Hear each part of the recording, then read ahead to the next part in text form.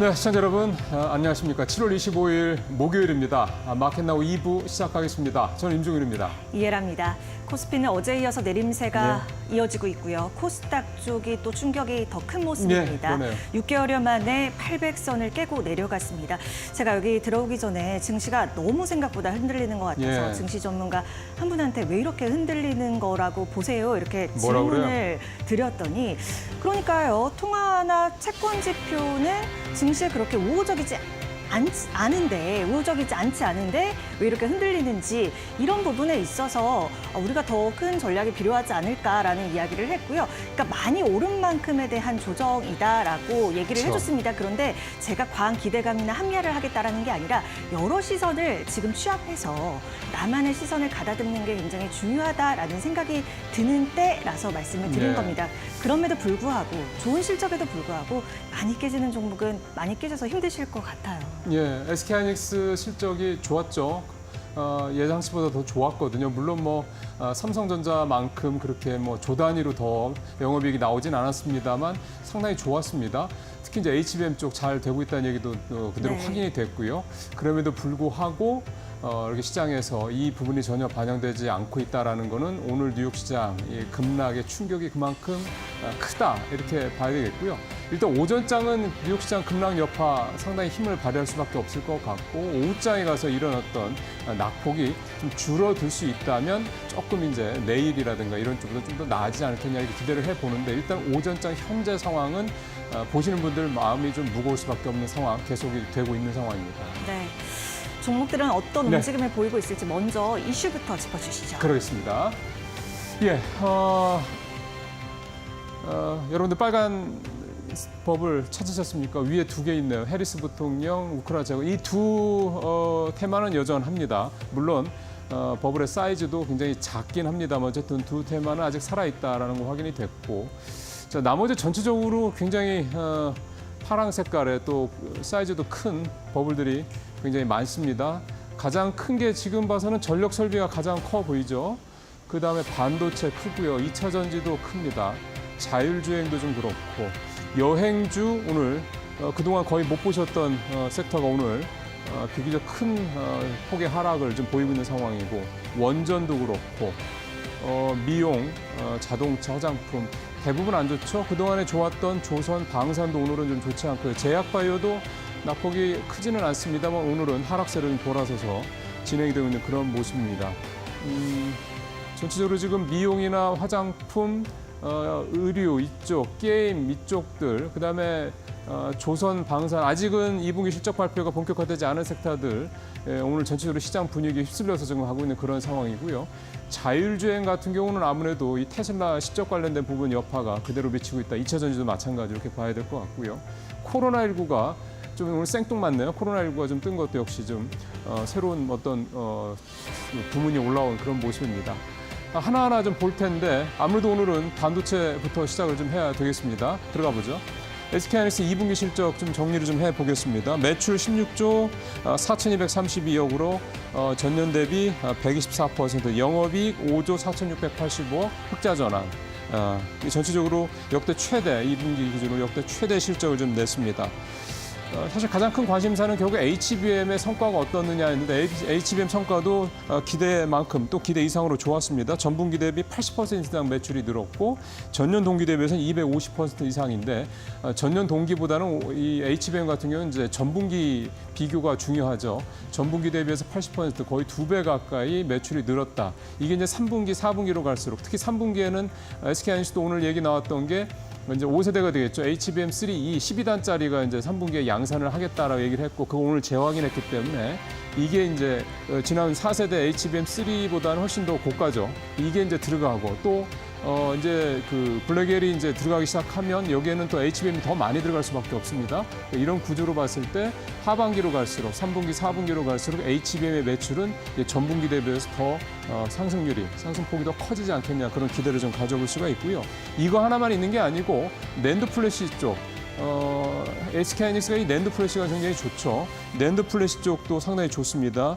이 SSD가 전분기에 대비해서 50% 증가를 했다. 이게 또 단순히 수요만 늘어나는 게 아니라 판매 단가도 좀 많이 올랐다. 이 두 가지가 복합적으로 적용하면서 이 낸드 쪽도 상당히 실적이 좋았습니다. 이건 삼성전자에서 우리가 확인했던 부분이죠. 그러니까 HBM뿐만이 아니라 메모리에 포함이 된 다른 기존의 이제 범용 메모리 이쪽에 상당히 좋고, 특히 범용 메모리도 요즘에는 이 고가 사양의 이 SSD 같은 게 이제 더 고가 낸드 플래시니까요. 이런 것들이 계속 판매가 늘어나고 판매 단가도 올라가고, 이런 것들이 SK하이닉스의 좋은 실적에 큰 힘이 돼주고 있고요. 특히 이 SSD 낸드 쪽 같은 경우는 올해 매출이 전년 대비해서 4배나 늘어날 것 같다는 전망까지 내는 걸로 봐서는 하반기에도 상당히 이쪽 부분에 대한 어떤 매출 기대감은 충분히 가져가도 되지 않겠냐 생각이 됩니다. 참고로 삼성 같은 경우 이제 엔비디아의 3세대 HBM3죠. 요거는 이제 통과가 됐고 퀄 테스트. 이제 4세대 HBM3E 요게 이제 통과가 아직 안 돼서 요 부분도 좀 함께 참고하시면서 보시면 될 것 같습니다. SK하이닉스 서플라이 체인에 있는 회사들이 아무래도 좀 좋을 것 같은데요. 오늘 시장 분위기가 좀 너무 좀 어두워서 실제로 주가에는 그렇게 도움이 안 되고 있는 상황인데 한번 보겠습니다. 코세스, 주성 엔지니어, 이스페타시스, PSK 홀딩스, 테크윙 등 뭐 여러분들께서 SK하이닉스의 서플라이 체인에 들어가는 회사들, 익숙한 회사들 많이 보입니다. 테크윙, PSK 홀딩스, 이스페타시스 등등등. 확실히 그동안에 이 HBM 수혜주, 테마주로 엮이면서 이제 관련돼서 이제 주가가 많이 올랐던 테크윙이나 PSK 홀딩스 확실히 주가가 많이 좀 떨어지는 모습, 더 낙폭이 큰 모습들이 나타나고 있네요. 결국 이제 HBM 관련돼서든 메모리 관련돼서든 삼성과 SK하이닉스 두 회사에 모두 납품한 회사들이 그나마 뭐 주성 엔지니어 같은 게 대표적이죠. 조금 낙폭이 덜하고, 한쪽에 조금 치우친 그런 회사들 같은 경우는 조금 낙폭이 크고 이런 좀 영향들이 나타나고 있다 이렇게 볼 수가 있겠습니다. 자, 다음 섹터로 가보도록 하겠습니다. 오늘 여행주 얘기를 좀 드려봐야 될 것 같습니다. 아마 오늘 아침에 또 어제 저녁에 뉴스를 이렇게 체크하셨던 분들 같은 경우는 이 위메프와 티몬 얘기 아마 많이 들으셨을 겁니다. 골자는 이 Q10이라고 하는 그 예전에 이제 G마켓을 만들어서 잘 팔았죠. 이 구용배라는 분이 G마켓을 팔면서 G마켓을 이제 팔면서 싱가포르에 가서 만들었던 회사가 Q10인데, 이 회사를 나스닥에 상장하는 중입니다. 이 모회사가 아니라 이 회사의 운송 쪽 담당한, 로지스틱 쪽 담당하는 자회사를 나스닥에 상장을 해서 이제 Q10 전체가 이제 상장 효과를 내려고 하는 그런 회사인데, 이 회사가 티몬이나 위메프 같은 이런 이 회사도 인수를 했죠. 여기에다가 이제 이 회사에서 이제 뭐 여행이라든가 이런 쪽에 관련 업계에 이제 물건을 이제 판매를 하는 과정에서 현금을 주는 게 아니라 자기 회사에 지분을 줬습니다. 그러니까 이게 나스닥 상장이 되면 별 문제가 없는데 나스닥 상장이 계속 지연되고 있죠. 이런 식으로 하면 아마 나스닥 상장 어려울 것 같은데, 이렇게 되니까 이 정산 문제가 좀 계속 브레이크가 걸린 상황이 된 거거든요. 그게 이제 이번 사건의 골자인데, 한마디로 얘기하면 여행업계가 타격이 좀 큽니다. 기사 한번 들어가 보시죠. 지금 피해액이 최소 1,000억 원 정도 될 것이다. 근데 이거는 5, 6월분 쪽 부분의 정상 금액만 이 정도가 되는 거고요. 아시겠지만 지금 여름 휴가철 맞아서 이제 그 상당히 좀 많은 여행 관련된 상품들, 뭐 특히 수백만 원대 고가 상품들이 많이 팔렸다는데, 이 티몬이나 위메프를 통해서요. 이게 정상 시점은 9월입니다. 그럼 9월에 가면은 5월, 6월분보다 적어도 20, 30% 이상 피해액이 커질 것이다. 벌써 이런 얘기가 나오고 있습니다. 결국은 지금 5, 6월께 됐든 9월께 됐든 지금 당장 정산이 안 된 금액만 해도 좀 1,000억 원대에 달한다는 게 여행주 관련주들의 큰 피해가 좀 되고 있는 건데요. 하나투어가 80억 원, 모두투어가 60억 원. 좀 큰 아무래도 여행사 아이들일수록 이 정산이 안 된 미지급 금액이 굉장히 큽니다. 4, 50억 이상 이렇게 좀 나오고 있는 그런 상황입니다. 항공권, 숙박권, 렌터카, 여행 패키지 이런 쪽으로 상품 피해 규모가 좀 커지고 있는 그런 상황인데요. 상당히 일파만파로 커질 수밖에 없습니다. 구용배 대표는 일단 국내에 들어왔다고 하는데 수습 글쎄요 가능할지 일단 지켜봐야 될 것 같습니다. 관련주 보시겠습니다. 노란풍선 1.5% 떨어졌는데, 노란풍선도 한 4, 50억대 피해가 좀 예상이 되고 있고요. 하나투어가 좀 피해가 제일 큰데 3%, 모두투어 4%, 참 좋은 여행도 피해가 수십억대인데 여기 3%. 아직 낙폭이 크진 않은데, 만약 이게 사태 수습이 늦어지거나 이렇게 된다고 하면 이런 흐름들, 그러니까 이 피해에 따른 주가 부진, 뭐 실적에 대한 악영향 이런 부분들이 좀 더 장기화될 수 있다. 몇 달 더 갈 수 있다. 한두 달 더 갈 수 있다. 이런 부분들은 참고하시면서 여행 관련주들을 좀 지켜보실 필요가 있을 것 같습니다. 정말 날벼락이라는 표현이 적절할 것 같다는 생각이 좀 듭니다. 마지막으로 한 섹터만 좀 더 보겠습니다. 전력 설비 쪽 섹터인데요. 한번 들어가 보죠. 어제 이 전력망 적기 확충 대토론회 이름이 좀 어렵습니다. 이 토론회가 열려서 이 자리에서 이제 한전 김동철 사장 참석을 했고요. 여기에서 나온 얘기들인데요. 지금 한전의 10차 장기 송변전 설비 계획 전망이 원래 56조인데 지금 이 상태로 간다면 56조가 좀 어림없다. 김 사장 얘기입니다. 한 3배 정도, 한 150 정도가 들어가는 게 불가피할 것 같다. 그래서 결론은 한전 지금도 누적 적자가 40조가 넘는데 이런 식으로 가면 적자가 훨씬 커질 수밖에 없으니 이제는 그리고 워낙에 적자가 많다 보니까 회사채 발행도 안 된다. 그러니 결국은 전기요금을 인상할 수밖에 없다. 이제 이 얘기가 골고골자인데요. 잘 아시는 것처럼 우리 송배 전망 굉장히 미흡하죠. 이를테면 발전 설비 쪽 투자가 진행된 게 69%가 늘어날 때 송배전만 쪽의 투자는 이제 14%밖에 안 되니까 이 불균형 상황이 계속 누적이 되고 있습니다. 그러니까 예를 들어서 지금도 경상도 쪽하고 전라도 쪽하고 강원도 쪽에서 신재생 에너지를 굉장히 많이 해서 태양광이나 풍력이죠. 전력 생산이 굉장히 많은데 이게 결국 전력을 많이 쓰는 수도권 쪽으로 가져와야 되지 않습니까? 가져올 때 뭐 들고 갈 수가 없고 결국 송배전망을 깔아야 되는 건데 앞서 말씀드린 이런 식으로 송배전망에 대한 투자가 워낙에 미흡하다 보니까 그쪽에서는 전력이 남아서 그냥 뭐 거의 낭비하는 상태고 쓸데가 없는 상태고 내 안으로 가져오지 못한 이런 식의 지금 전력 수급 불균형 상태가 굉장히 심각한 상황입니다. 게다가 이제 아시는 것처럼 우리도 미국이나 유럽뿐만 아니라 우리도 AI 시대 때 AI 관련된 데이터 센터 이 전력 수요가 굉장히 늘어나고 있는 상황이기 때문에 빠른 시간 내에 이 상황을 개선을 해야 되는데 문제는 송배전망을 까는데 기본 6, 7년 요즘엔 보통 10년이 넘는다고 합니다. 여러 가지 이유들이 있는 거죠. 이런 상황이기 때문에 이거는 사실은 특별법을 만들지 않으면 쉽게 해결될 수 없다. 그래서 지금 정치권에서도 이 송배전망 관련된 특별법이 지금 제정이 돼서 준비가 되고 있는데 이제 통과가 돼야 되겠죠. 근데 이 문제는 뭐 여야 모두 공히 걱정하는 부분이기 때문에 통과가 되는 데 자체는 어렵지 않을까 하는 생각이 드는데 일단 정부가 적극적으로 좀 정치권과 함께 의지를 보여서 이 송배전망 문제를 빨리 확충을 해야 된다. 이게 가장 시급한 문제다라는 생각이 듭니다. 자, 사실 전체 화면으로 돌아가 보겠습니다. 예, 종목들 참 봐야 되죠. 전력 설비 관련돼서 일진전기 7% 좀 떨어지고 있고요. LS도 8% 떨어지고 있고 재룡전기 9%, LS 일렉트릭 15%. 사실은요.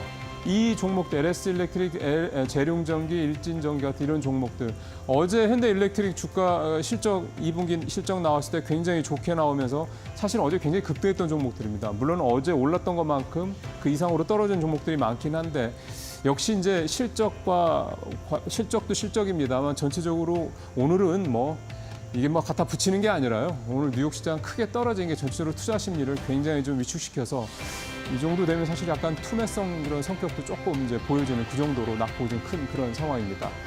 예, 우크라 재건조 같은 경우 큰 내용이 바뀐 건 없고요. 해리스 부통령 역시 테마주도 역시 크게 바뀐 건 없는 그런 상황입니다.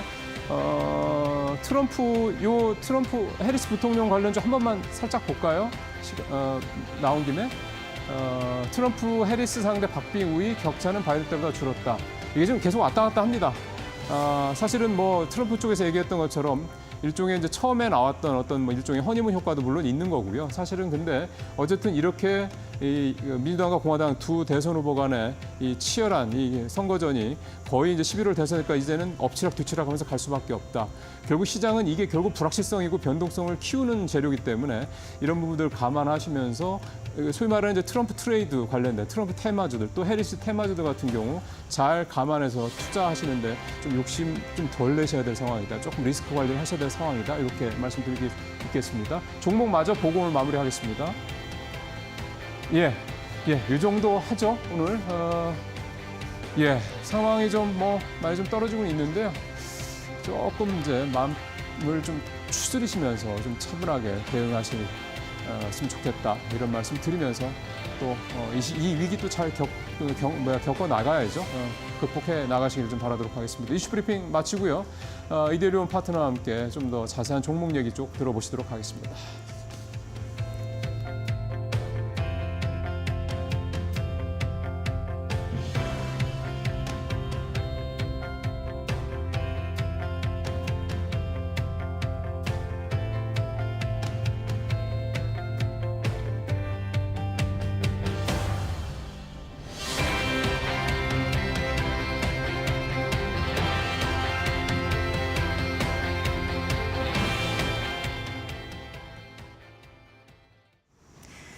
종목 얘기로 이어가 보겠습니다. 오늘은 셀레셜 테크놀로지 김한철 대표와 함께 하도록 할게요. 안녕하세요. 안녕하세요. 네, 시장이 많이 내릴 때 뵙게 되네요. 일단 그러게요. 시장 어떻게 보고 계시는지 들어보고 싶어요. 네네. 여러분들 시장이 많이 좀 힘드시죠? 네. 지난 간밤에 증시가 좀 급락하기 시작하면서 우리나라에도 여파를 크게 주고 있는데 오늘은 좀 차트를 보면서 일단 향후의 방향성에 대해서 좀 말씀을 좀 드리려고 합니다. 일단 네. 차트를 보면서 말씀드리도록 할게요. 예. 일단 코스피 차트를 먼저 보시게 되면요. 그냥 제가 선을 몇 개 그었습니다. 선을 통해서 우리가 알 수 있는 거는 그냥 오르면 하락하고, 오르면 하락하고, 오르면 하락하고 그냥 하나의 일종의 그냥 상승과 하락의 흐름이다라고밖에 저는 보이지 않습니다. 뭐 당연한 수순이다. 당연한 수준이다라고 저는 보여집니다. 뭐 최근에 많이 네. 올랐으니까 하락하는 건 당연한 거잖아요. 그래서 제가 말씀드리고 싶은 결론은 지금 어찌 보면은 뭐 미국 증시가 급락하기 시작하면서 여러분들의 심리가 굉장히 위축될 수 있는데 그 위축되는 거는 심리적인 동요이고요. 좀 객관적으로 조금 이성적으로 봤을 때 과연 이게 급락 그리고 우리가 심리적으로 정말 동요될 만한 것인가라고 봤을 때 저는 두 가지 포인트를 봐야 된다고 생각합니다. 첫째는 환율인데요. 환율을 보시면 환율의 큰 변동성이 사실 없습니다. 간밤에 그 미국 증시가 3%가 빠지는 상황에서도 오히려 환율은 하락하기 시작했습니다. 자, 여러분 통화지표에서 모습이 나오지 않는데 이거를 우리가 정말 위험 시그널로 봐야 될까요? 그러니까 두 번째는 미국 채권 금리인데요. 채권 금리가 오히려 하락했습니다. 그러니까 통화지표와 채권지표에서는 급격한 위험의 변동성이 보이지 않는 상황 속인데 자산시장 속에서만 하락세가 나오고 있다는 관점을 보았을 때 지금 코스피 자리를 2710선, 20선을 잘 지킨다고 했을 때는 좀 유의미한 베팅으로 볼 수 있다라고 저는 오히려 이렇게 보여진다는 관점으로 좀 말씀을 먼저 드리도록 하겠습니다. 네.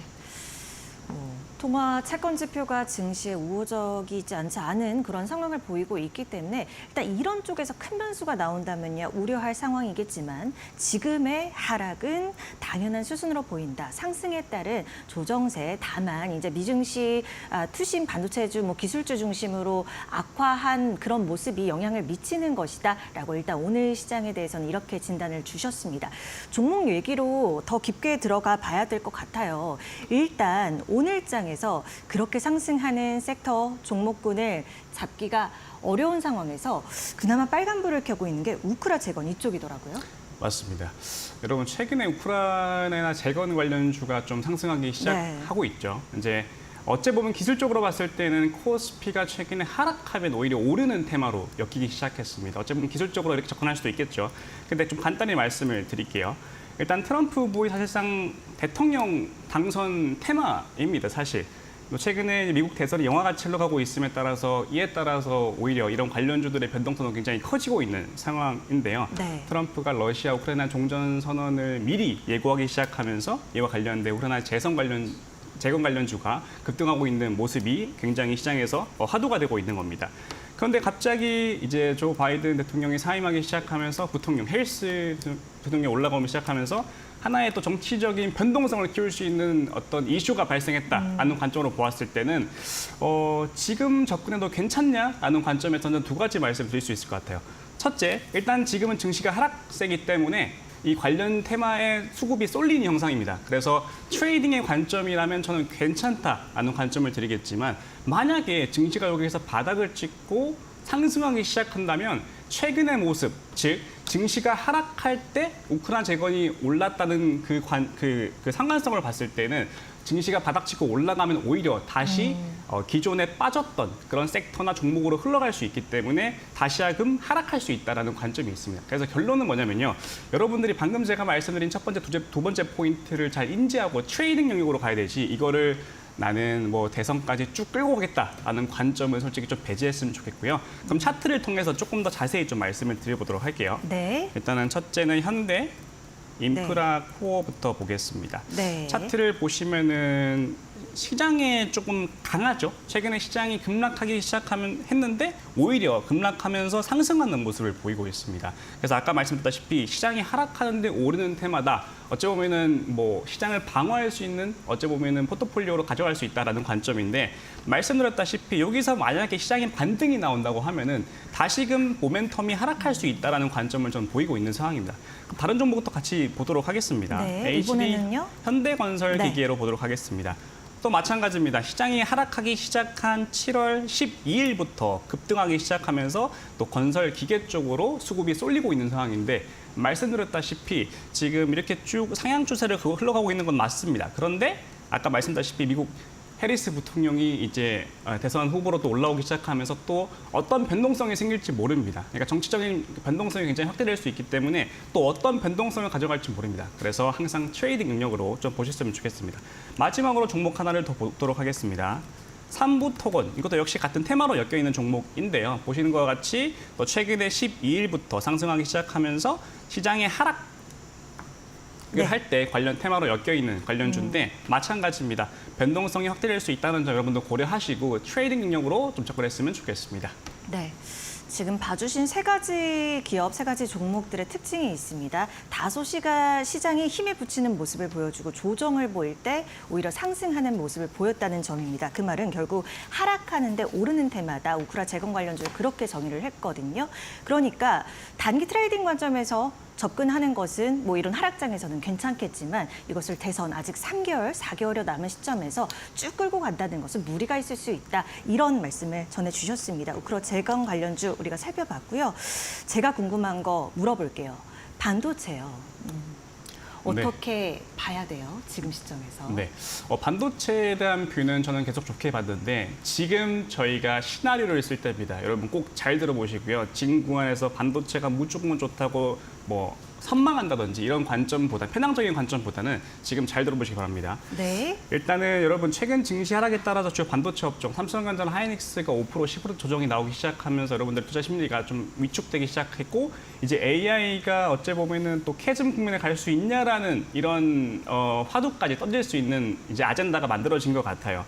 근데 저는 일단은 지금 관점에서는 지속적인 관점에서 9월, 한 10월 정도까지 증시는 괜찮을 것 같다라는 관점을 일단 먼저 드릴게요. 일단 9월까지 말씀드릴게요. 일단 저희가 몇 개 알아볼 투자 포인트가 있는데 두 가지 포인트입니다. 첫째는 국내 역대급 수출 추이가 진행 중인 겁니다. 그러니까 실적으로 숫자로 찍힌다는 걸 말씀드리는 거예요. 반도체를 중심으로 우리나라 수출 증가세가 7월에 이어서 계속 진행 중입니다. 근데 이 추세라면 연간으로도 역대 최대 실적이 가능하다라고 얘기를 하고 있는데 그 중심에는 뭐가 있냐면 반도체가 있습니다. 네. 특히 AI가 촉발한 시대로 인해서 HBM이 도각이 됐고 HBM 여파로 따라서 수출액이 계속 좋을 거라고 얘기를 하고 있는 상황이거든요. 근데 그 중심에는 바로 SK하이닉스와 삼성전자가 있겠죠. 그래서 최근에 이제 오늘도 마찬가지로 SK하이닉스가 2분기 실적을 발표하기 시작하면서 여러분도 아시겠지만 5조 원 정도의 시장 예상치를 웃도는 영업이익이 나왔잖아요. 그래서 어닝 서프라이즈가 나오기 시작했는데 다만 아쉬운 거는 이제 그 외부적인 환경에 의해서 주가가 하락했다는 점입니다. 그래서 지금 오늘 이제 31일 날 삼성전자 실적 발표를 하게 됩니다. 그럼 삼성전자는 어떤 어닝 서프라이즈를 가져올지 모르겠지만 이미 잠정 실적을 발표한 상황이거든요. 그러니까 제가 보고 있는 포인트는요. 그 31일 그 컨퍼런스 콜에서 어떤 얘기를 할지를 저는 중점으로 보고 있습니다. 최근에 삼성전자는 엔비디아 향으로 HBM3를 통과를 했는데 HBM3E를 통과하지 못했습니다. 그런데 제가 보고 있는 관점으로는 콩콜에서는 어떤 좋은 선물을 가져오지 않을까라는 관점을 저는 보고 있는 상황입니다. 그래서 한번 좀 기대해보면 좋을 것 같아요. 그래서 결론은 뭐냐면요. 1분기에 이어서 호실적이 가능한 이유는 바로 HBM 수요 증가 때문에 있었다고 좀 생각을 하면 될 것 같습니다. 그래서 그러면 앞으로 주가적인 측면에서 SK하이닉스와 삼성전자가 상승하기 위해서는 우리는 어떤 기대감을 가져보는 게 좋을까요? 두 가지 포인트가 될 것 같은데 첫째, 아까 말씀드린 SK하이닉스의 HBM의 고도화입니다. 지금 HBM은 수율적인 측면이 굉장히 좋긴 한데 거기서 추가적으로 수율을 올리기 위한 SK하이닉스의 움직임이 보이고 있는 상황이거든요. 그래서 수율 개선에 따라서 어찌 보면 영업이익 마진이 높아진다는 게 첫 번째 포인트가 될 것 같고 두 번째 포인트는 아까 말씀드린 삼성전자의 HBM3E에 대한 엔비디아의 퀄테스트 통과라는 부분이 있겠습니다. 그래서 이 두 가지 포인트로 우리는 향후 주가가 오를 수 있겠다라는 시나리오를 그릴 수 있겠는데 자, 지금부터 저는 AI 예측을 기반으로 해서 SK하이닉스가 어디에 위치했는지 한 번 더 말씀을 드리도록 하겠습니다. 네. 지금 차트를 화면을 보시면요. 지금 SK하이닉스 검출 패턴과 그다음에 관련 검출된 패턴을 제가 말씀을 드리겠습니다. 지금 주황 색깔선은 SK 하이닉스고요. 그다음에 뒤에 보이는 거는 필라델피아 반도체 지수고 검출 패턴입니다. 여러분 그냥 육안으로 보시면 어떤 모습이 보이시죠? 거의 연동해서 거의 연동해서 움직이고 지금은 움직이고 바닥권에 그러네요. 있다라고 보여집니다. 그런데 지금 오늘 시초가를 반영을 안 한 상태입니다. 그런데 오늘 시초가를 반영했을 때 지금 무조건 바닥을 찍어야 한다고 얘기하고 있습니다. 자, 근데 오늘 제가 말씀드릴 포인트는요. 이 차트적인 그냥 유의미성을 찾는 게 아니라 차트 내에서 숨은 의미를 AI를 통해서 저희는 찾는 기술을 좀 개발을 하고 있는 상태거든요. 그게 네. 어떤 거냐면 지금 거시적인 환경입니다. 지금 뒤에 보이는 필라델피아 반도체 지수 파란 색깔 보이시죠? 네. 저 패턴을 형성했을 때가 과거 99년부터 21년도까지입니다. 근데 SK 하이닉스는 99년부터 현재인 거죠. 그럼 다른 시계열입니다. 그런데 다른 시계열에서 공통점을 발견했습니다. 그게 어떤 거냐면 바로 거시적인 상황입니다. 필라델피아 반도체 지수가 저렇게 패턴을 그렸던 이 순간에는요. 어떤 게 중심이 있었냐면 엔비디아가 있었습니다. 근데 엔비디아는 그때 21년도 한창 코로나 사태 이후에 반도체가 가장 화랑일 때였었죠. 그래서 그런 거시적 상황이 이제 화랑이었다라는 관점이고 현재 SK하이닉스도 마찬가지죠. 지금 HBM으로 인해서 지금 AI 업계에서 가장 화랑을 띠고 있잖아요. 그래서 거시적인 환경의 공통점을 찾았다가 첫 번째 포인트라고 말씀드릴 수 있겠고요. 두 번째는 재무적 환경입니다. 지금 필라델피아 반도체 지수를 만들었던 엔비디아, 이 보이시죠? 엔비디아의 영업이익률을 그때 추이를 비교해봤더니 그때 21년도 엔비디아 영업이익 추이가 거의 사상 최대였습니다. 지금은 더 좋아졌지만요. 21년도 기준에. 그리고 SK 하이닉스도 마찬가지로 지금 영업이익률이 최고치를 달성하고 있습니다. 그래서 재무적인 환경까지 우리 통계적으로 유의미한 상관성을 찾았다는 게 이제 두 번째 포인트라 생각하시면 될 것 같고 세 번째 포인트는 그럼 이렇게 왜 만들어졌을까요? 이 패턴이 왜 이렇게 동일하게 만들어졌을까요? 바로 시장 참여자들의 심리가 반영이 되어 있다는 걸 말씀드릴 수 있겠는데 시장 참여자들의 심리도 비슷하게 이루어지고 있다는 점을 토대로 지금 SK 하이닉스는 지금 자리에서 무조건 바닥을 찍어야 한다. 시나리오대로 가기 위해서는 SK 하이닉스는 무조건 바닥을 찍어야 한다는 관점을 드리고 반도체 업종의 브리핑을 마치도록 하겠습니다. 네. 네, AI로 이제 포착한 비슷한 패턴을 보이는 그러한 지표를 통해서 우리가 살펴볼 수가 있었고요. 반도체주 점검을 해봤습니다. 이어서 우리 바이오 제약 섹터도 한번 살펴보도록 하겠습니다. 셀트리온은 오늘장에서 좀 강한데 이유가 있을까요? 네, 바이오 제약이 하반기에 좋을 것이다라는 관점은 제가 방송 나와서 계속 네. 말씀을 드렸던 부분인 것 같아요. 여러분도 뭐 아시겠지만 요즘 바이오 시밀러 관련된 뉴스가 굉장히 화두가 되고 있는 상황이잖아요. 그래서 오늘 그 부분에서 좀 말씀을 드리도록 할게요. 제가 지난번에 나와서 여러분 하반기 바이오 시밀러 업체가 너무 좋습니다. 첫째 이유는 바이오 시밀러에 대한 유리한 정책이 만들어지고 있습니다가 첫 번째였고 두 번째는 금리 인하에 대한 수혜라고 바이오 업종을 말씀을 드렸습니다. 자, 오늘은 첫 번째 포인트 그 바이오 시밀러 업체에 대한 유리한 정책에 대해서 간단히 말씀을 드리도록 네. 할게요. 지금 미 상원의회가 환자를 위한 저렴한 처방 법안을 통과시켰습니다. 드디어 미국에서도 필요한 법안이 발행이 되는 거죠. 이 법안의 목적은 뭐냐면요. 약가를 낮추자는 겁니다. 지금 미국의 약가가 너무 비쌉니다. 그래서 이걸 낮추자라는 건데 구체적으로 제약사들이 신약에 대해서 주장할 수 있는 특허 건수를 제한을 두는 겁니다. 그래서 제한을 두게 되면은 그 시장 독과점을 막는 행위를 조금 줄일 수 있다라는 핵심을 가지고 있는 건데요. 이제 우리가 흔히 얘기하는 블록버스터급 이제 신약, 의약품을 보유한 제조사들은 오리지널 약품에 대해서 특허 기간이 만료되면 바이오 시밀러 업체들이 이걸 만들지 못하게 특허를 무분별하게 막 만들기 시작합니다. 그래서 이 똑같은 그 의약품을 만들지 못하게 만들어서 독과점을 만들려고 하는 목적이 있는 거죠. 그래서 21년도 기준에 미국에서 가장 많이 팔린 상위 10개 약품을 비교를 해봤는데요.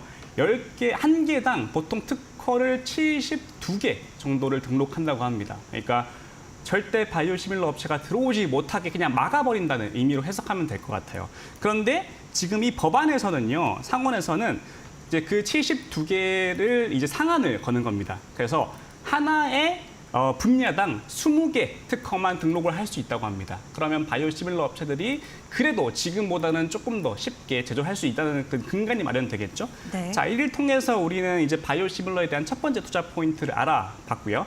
두 번째 포인트는 이제 FDA는 이 상호 교환성 바이오 시밀러 지정받는데 필요한 추가 연구를 생략한다고 합니다. 그러니까 보통 이제 바이오 시밀러 업체가 만들기 시작하려면 연구가 좀 개발이 돼야 되는데 그 연구의 기간을 대폭 축소를 시킨다고 얘기를 네. 했거든요.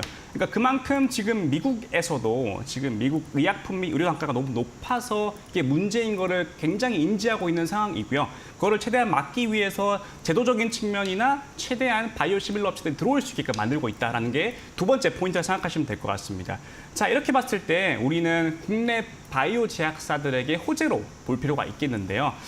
왜 호재로 봐야 되냐? 지금 미국 FDA의 그 허가받은 56개 품목 중에서요, 바이오시밀러 업체 중에서 미국 제약품이 24개로 가장 많았고 두 번째는 한국 제약품이었습니다. 그렇기 때문에 한국 제약품이 바이오시밀러의 FDA 승인을 받을 확률이 더 높은 거죠.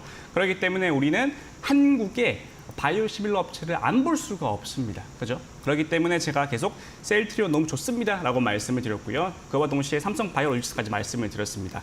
자, 그러면 차트를 보고 좀 말씀을 드리도록 할게요. 네. 차트를 보시면은 최근에 시장이 급락하는데 셀트리온은 주가 고공행진입니다. 이러한 어떤 정책적인 이슈와 금리 인하에 대한 이슈가 반영이 되기 시작하면서 좀 올랐다고 생각을 하는데요. 이와 관련된 조금 더 그 기술적인 부분을 같이 알아보도록 하겠습니다. 지금 차트 패턴을 보시면은 얘가 최근에 있던 박스권을 상향 돌파하기 시작했고 오늘은 거래량이 터지고 있는 상황입니다. 최근에 증시가 하락함에도 불구하고 셀트리온이 상승하고 있다는 거는 최근에 그러면은 여기서 증시가 반등한다면 더 상승할 수 있는 모멘텀이 되겠죠. 그렇기 때문에 앞으로 셀트리온의 모습은 계속 상향 돌파를 갈 수 있다고 보고 있는 상황이고요. 이러한 금리 인하에 대한 이슈가 한 번 더 부각되기 시작한다면 주가의 레벨은 좀 더 점프업 될 수 있다고 보여지기 때문에 오늘은 여기서 바이오 관련 브리핑 마치도록 하겠습니다. 네, 바이오 제약을 둘러싼 이 분위기까지 우리가 점검을 좀 해볼 수 있었고요. 자, 그러면 오늘 이렇게 하락하는 장에서 좀 오늘을 대비할 수 있는, 버틸 수 있는 종목이 궁금해서요. 바로 들어볼게요, 대표님. 네, 일단은 종목을 새로 이슈를 말씀을 드리기 전에 네. 지난주 종목 한 브리핑하고 가도록 하겠습니다. 네. 지난 종목은 LG전자라고 이제 간단히 말씀을 드릴게요.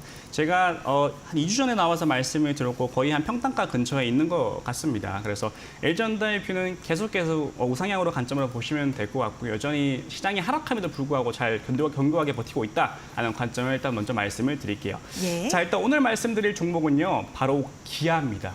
여러분, 기아라는 그 회사 자체가 굉장히 바뀌신 거 아시죠?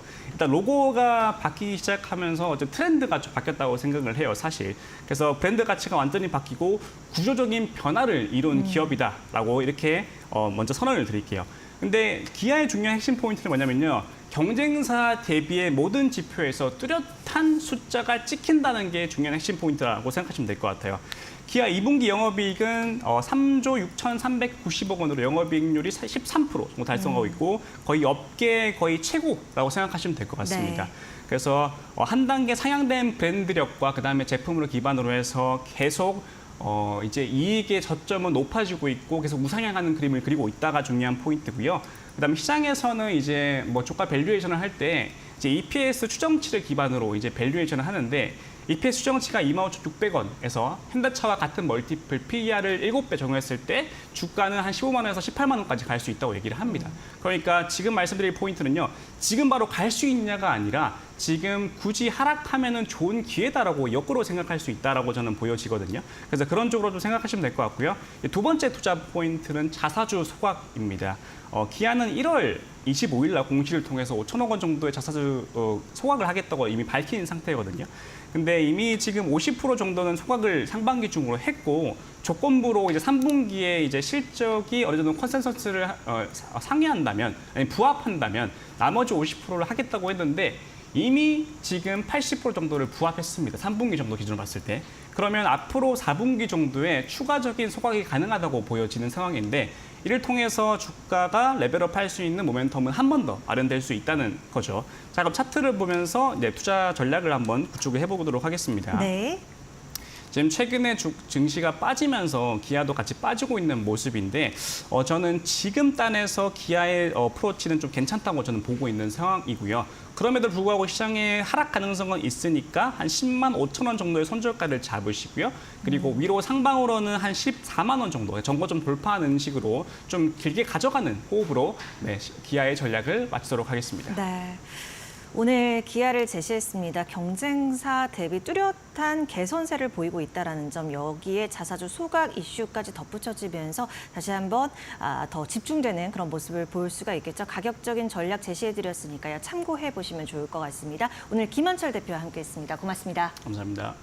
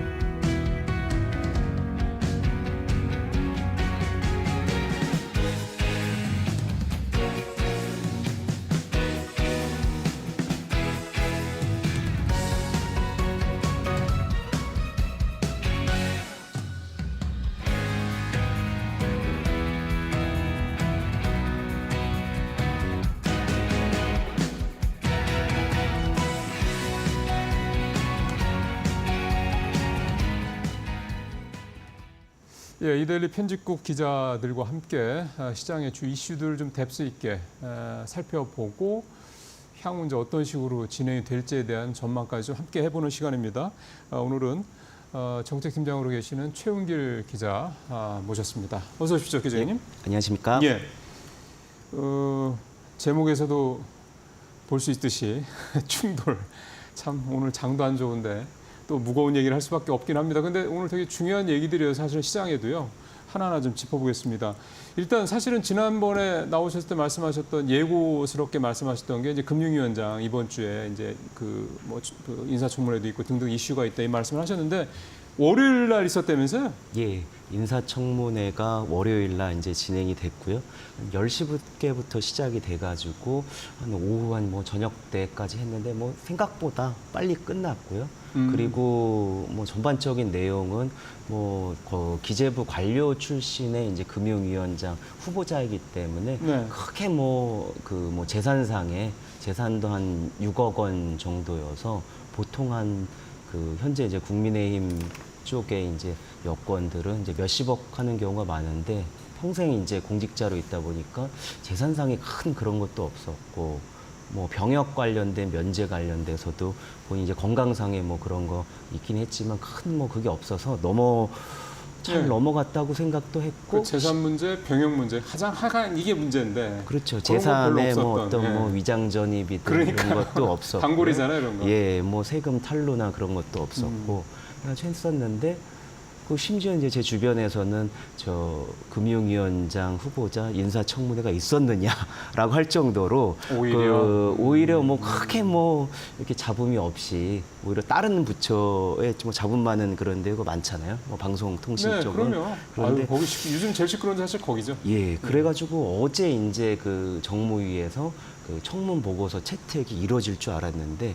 그게 불발이 됐습니다. 아니에요? 예. 전혀 의외인데 왜 그랬죠? 그래서 사실 그 이유를 네. 그래서 민주당 쪽에 이렇게 물어보니까 김병완 후보자가 현 정부 이렇게 초반에 대통령실의 비서관으로 근무를 했고 그 다음에 이제 기재부 1차관 그리고 지금 금융위원장 후보자인데 민주당 쪽에서 얘기한 게 윤석열 정부의 경제 정책의 실패에 대해서 제대로 사과하지 않았기 때문에 그랬다. 인사청문회 때? 예. 근데 사실 좀 억울한 면이 좀 있을 것 같기도 하고요.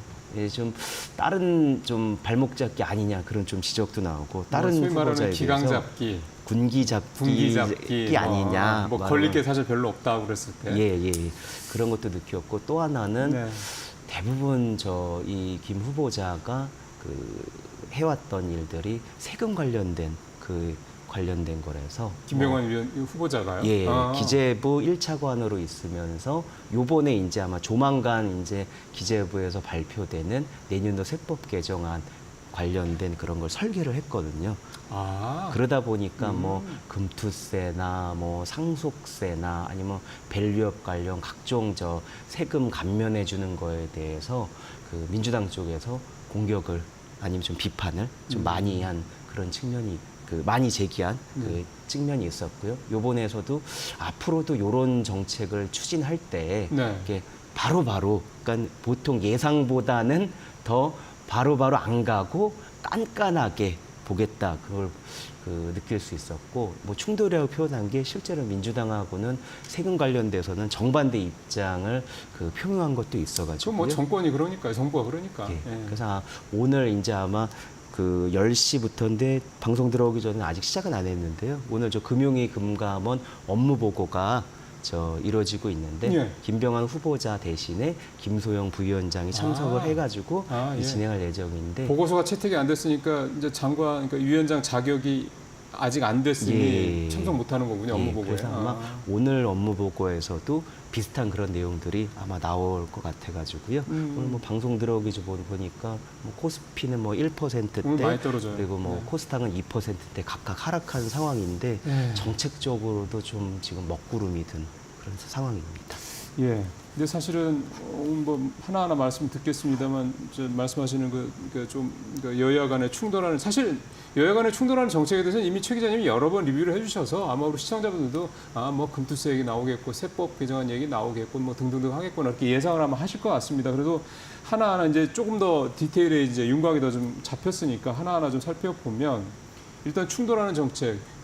최 기자님은 뭘 제일 먼저 좀 언급을 하고 싶으세요? 네, 무엇보다도 이제 세금 전쟁이 이제 기재부가 7월 말에 세법 개정안 개정안을 내놓으니, 지금 엠바고가 걸려서 사실 뭐 말씀을 드리고 싶지만 입이 좀 근질근질하긴 자료는 한데 나왔군요. 그러니까 엠바고 걸렸다는 자료는 이제 얘기는. 뭐 예. 출입 기자들한테 다 배포가 된 이제 상황이라 공부하라고. 가지고 예. 네, 근데 아마 조만간 이제 세금에 대한 이제 그런 기사들을 이제 뭐 8월 되기 전에 이제 많이 이제 보시게 될 텐데 예. 이제 뭐 오늘 업무 보고가 이제 본격적으로 이제 되면서 11시, 12시 이제 보도가 나오면 그 전초전으로 이제 본격적으로 이제 그동안에 다뤄왔던 여러 가지 세금 문제 같은 게 이제 뭐 이제 전쟁이 벌어지는 이제 눈앞에서 펼쳐지는 그런 건데 인사청문회에서도 그런 이제 측면을 엿볼 수가 있었는데 제일 먼저 이제 눈길을 끌었던 거는 금투세 관련된 얘기를 할 때 민주당에서 이제 김남근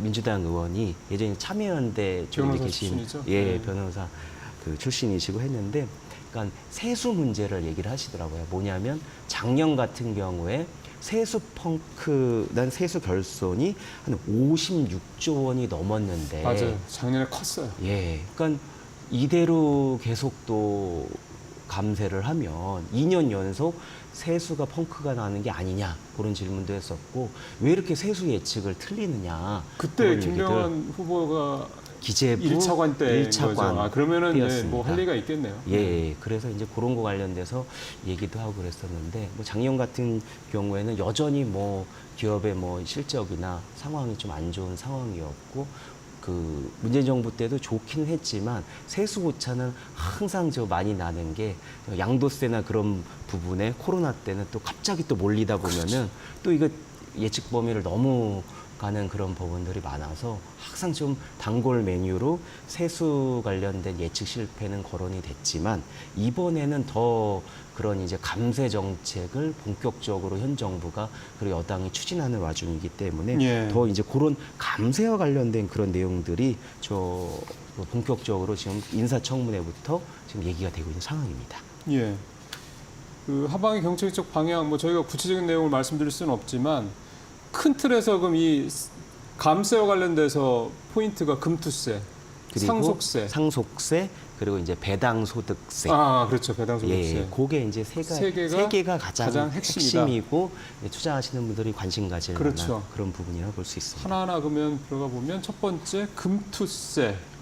여기는 이거는 그동안에도 사실 최 기자님도 여러 번 언급을 했던 참 되게 하여간 시장에서도 좀 요즘 같은 날 생각을 해보면 더 이게 예민할 수 있죠. 맞습니다. 근데 그 어떤 논리로 해서 얘기를 했는지 잠깐 청문회 월요일 날 있었던 네. 거를 먼저 소개해 드리면 네. 김병완 후보자가 아예 작심 발언을 했습니다. 그래요? 부자 감세가 아니다. 금투세 폐지는 부자 감세 일부 뭐 1% 만에 이제 과세를 내는 건 맞지만 실제 이걸 도입했을 경우에 영향을 받는 거는 투자자 전반이다.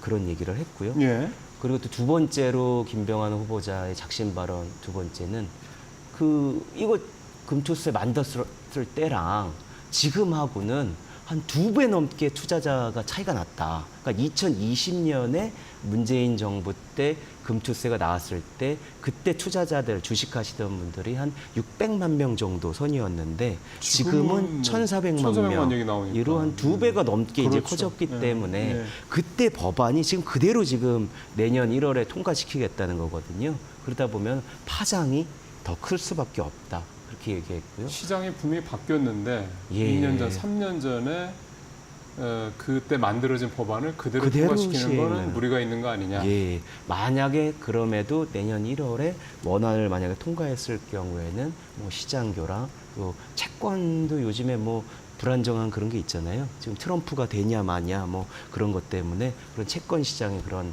얘기도 있고 아예 저 외국인들이 나갈 수 있다. 또 그런 얘기도 저 김병완 후보자가 네. 얘기를 하면서 이거는 부자 감세가 아니라 1,400만 명에게 영향을 주는 그런 거기 때문에 예. 신중하게 해야 된다 했는데 사실 이제 민주당 내에 좀 요즘 기류를 보면 그 어때요? 청문회 때에서도 얘기가 나왔는데요. 민주당 안에서도 교통 정리가 안 됐다. 이런 얘기가 나올 정도로 지난번에 나와서 말씀하실 때 이재명 그 당시의 대표죠. 지금은 이제 내려놨으니까. 이재명 대표가 안 하는 뭔가 이렇게 조금 완화하는 쪽 뭐 얘기한다고. 유예를 뭐, 예. 그러니까 그 내용은 유예. 그대로인데 일단 내용은 어떤 나중에 보더라도 일단 유예를 하는 게 어떠냐 맞아요. 얘기를 그때 그 했는데 말씀하셨던 건데. 그럼 그걸 받아야 되는 뭐 진성준 정책위 의장이나 아니면 뭐 기재위의 누구나 아니면 정무위의 누구나 그걸 의원들이 받아서 이렇게 좀 얘기가 나오거나 그래야 되는데 실무적으로 좀 더 구체적인 내용이 네. 나와야 되니까. 그때 유예론 툭 기자회견장에서 던진 이후에 진전되는 게 없고 그래서 이번 주 월요일 날 그래요? 인사청문회에서도 민주당에서는 지금 뭐 유예를 하는지 원안을 하는지 네. 좀 혼란이 있어 보인다. 그런 이제 당론이 얘기도 정해지지 않았다 이 말씀이구나. 그렇습니다. 그러다 보니까 어. 지금 전당대회가 이제 8월 18일이잖아요. 네. 근데 그때가 사실 뭐 저도 예전에 이제 취재를 했는데 김대중 전 대통령 서거일이거든요. 네. 근데 그게 뭐 중도 실용 노선을 표방하고 맞아요. 그렇게 하셨는데 김 전 대통령께서 근데 요번에 이제 신임인 대표가 아마 이재명 대표가 당연히 되겠죠. 될 가능성이 근데 높죠. 예. 정말 이게 실용 요선으로 정말 8월 18일 의미 있는 네. 날에 이렇게 했는데 네. 앞으로 갈지 정말 지금은 유예로만 뱉었을 뿐 실제 그것도 확정된 내용도 아닌 상황이라서 그 내용도 좀 같이 보셔야 될 것 같습니다. 근데 어제 한동훈 전 비대위원장이 어제 당대표 됐잖아요. 국민의힘. 예. 그것도 압도적인 그거 아마 굉장히 신경을 내부적으로 쓰지 않을까. 그러니까 그래서 지금 말씀하신 중도 실용 노선. 예. 뭔가 이재명 대표보다 훨씬 전문 어쨌든 그리고 뭐 일종의 뭐 약간 뭐 개혁적인 어떤 뭐 그런 식의 얘기도 나오니까 평가들이 그러니까 뭔가 이제 이 국민의힘 당대표가 한동훈 대표가 된 것과 관련돼서 변화가 뭐 있을 수밖에 없지 않을까 생각도 좀 드네요. 그다음 얘기가 가상자산 예. 코인 관련된 얘기인데 예. 사실 이걸 보면서 요즘에 이제 가상자산 관련된 게 좀 주춤하다가 또 다시 이제 오름세를 지금 굉장히 세요. 트럼프가 뭐 피격 된 네, 이후로 맞아요. 계속 좀 오르고 있고 또 뭐 오늘자 신문에도 많이 나왔고 하는데 이더리움 현물 ETF가 이제 미국에서 이제 거래를 이제 시작했죠. 시작한 네. 상황이기 때문에 지금 그게 그러면은 뭐 코인에 뭐 직접 투자하면 되긴 되지만 또 주식하시는 분들이 또 모바일 보시다가 꼭 ETF 하면서 미국이나 그런 데는 할 수가 있잖아요. 쉽게 네. 쉽게 하는데 우리나라 같은 경우에는 비트코인 현물 ETF도 1월에 이제 미국에 승인돼도 지금까지도 불허 상황이고 어제 이제 이더리움 현물 ETF 나온 다음에 금융위에도 이제 재확인을 해보니까 여전히 이더리움 현물 ETF도 불허하는 그런 상황이거든요. 그러니까 하여간 가상자산은 별로 하여간 정부에서 안 좋아하는 거예요. 네, 그렇습니다. 그런 상황인데 사실 이게 그게 월요일 날 인사청문회 때도 질문이 뭐 많이 나왔습니다. 그 가상자산 현물 ETF 그런 거를 승인할 거냐 마냐 했는데 김병완 후보자가 얘기한 게 이거에 대해서 의견이 분분하기 때문에 의견이 분분하다. 예, 면밀히 이제 그 분석 검토하고 국회하고도 논의하겠다라고 해가지고 몇 번의 질문 나왔는데도 피해갔다는 얘기네요. 예, 그러니까 모호한, 그러니까 현 정부 내에서도 그 명확하게 이걸 어떻게 할지, 그러니까 그 허가를 해주는 거는 싫은데 미국에서는 지금 뭐 밸류업이든 뭐든 다 이제 미국 쪽의 그런 자본시장 제도를 이제 같이 이렇게 그런 흐름으로 가고 있는데 가상자산 ETF로 그러면 계속 이제 불허할 것이냐, 그런 거에 대한 모호한, 좀 약간 좀 불확실한 그런 게 아직 정부 내에서 전반적으로 있는 것 같고요. 네. 부처 간에도 아직 좀 서로 다 교통 정리나 그런 게 좀 안 된 상황이라서 그러니까요. 좀 민주당하고는 좀 다른 입장인 것 같습니다. 공공연한 비밀이라는 말이 있는데 공공연한 비밀은 비밀이 아니잖아요. 다 알고 그렇습니다. 있지만 얘기를 안 할 뿐인 거죠. 예. 아니 이미 뭐 심지어 김치 프리미엄이라는 말이 있을 정도로 우리나라 분들, 투자자분들 코인 투자 많이 하는데 글쎄요, 이걸 자꾸 정부에서 실체를 인정 안 해준다라는 게 이 부분에 대해서 좀 어쨌든 여러 가지로 어쨌든 시장에 실체가 있는데 그거를 인정할 수 없다라는 이 어떤 정부의 입장에 글쎄요, 뭔가 좀 변화가 필요하지 않겠나 생각하는데 민주당은 오히려 가상자산 쪽은 되게 약간 적극적이고 호의적인 거 아니에요? 예, 그렇습니다. 이렇게 지금 그 민주당의 그 낸 이제 총선 공약을 보면 네. 그 뭐 비트코인, 이더리움뿐만이 아니라 가상자산 현물 ETF의 발행, 상장, 거래 이런 걸 다 이제 허용하겠다. 쫙 한번 풀겠다. 미국식으로 전부 다. 따라가겠다 이런 예, 얘기구나. 예, 그렇습니다. 그런 식으로 그 가는 거고 또 그 가상자산 ETF를 그 ISA 그 계좌에 이제 편입을 시켜서 투자자가 이제 비과세 그렇죠. 혜택도 혜택까지 받을 수 있게. 그러니까 네. 이제 네. 뭐 세금 혜택도 이제 받고 이제 전방위적으로 좀 풀고 이런 식으로 하니까 그러니까 미국 제도 쪽으로 가고 그리고 현 정부 네. 여당하고는 완전히 이제 정반대 그런 얘기를 좀 그 가는 쪽이고요. 이제 홍익표 그 당시에 이제 2월 달에 이제 발표했을 때도 민주당 원내대표가 좀 이게 해외에도 다 승인하고 있는데 맞아요. 네. 우리나라만 이제 디지털 자산 이제 갈라파고스가 되는 게 아니냐. 그런 얘기가 많아서 이런 얘기를 저도 이제 금융위를 출입하고 있어서 이제 얘기를 그 전해고 뭐 물어보기도 했는데도 네, 네.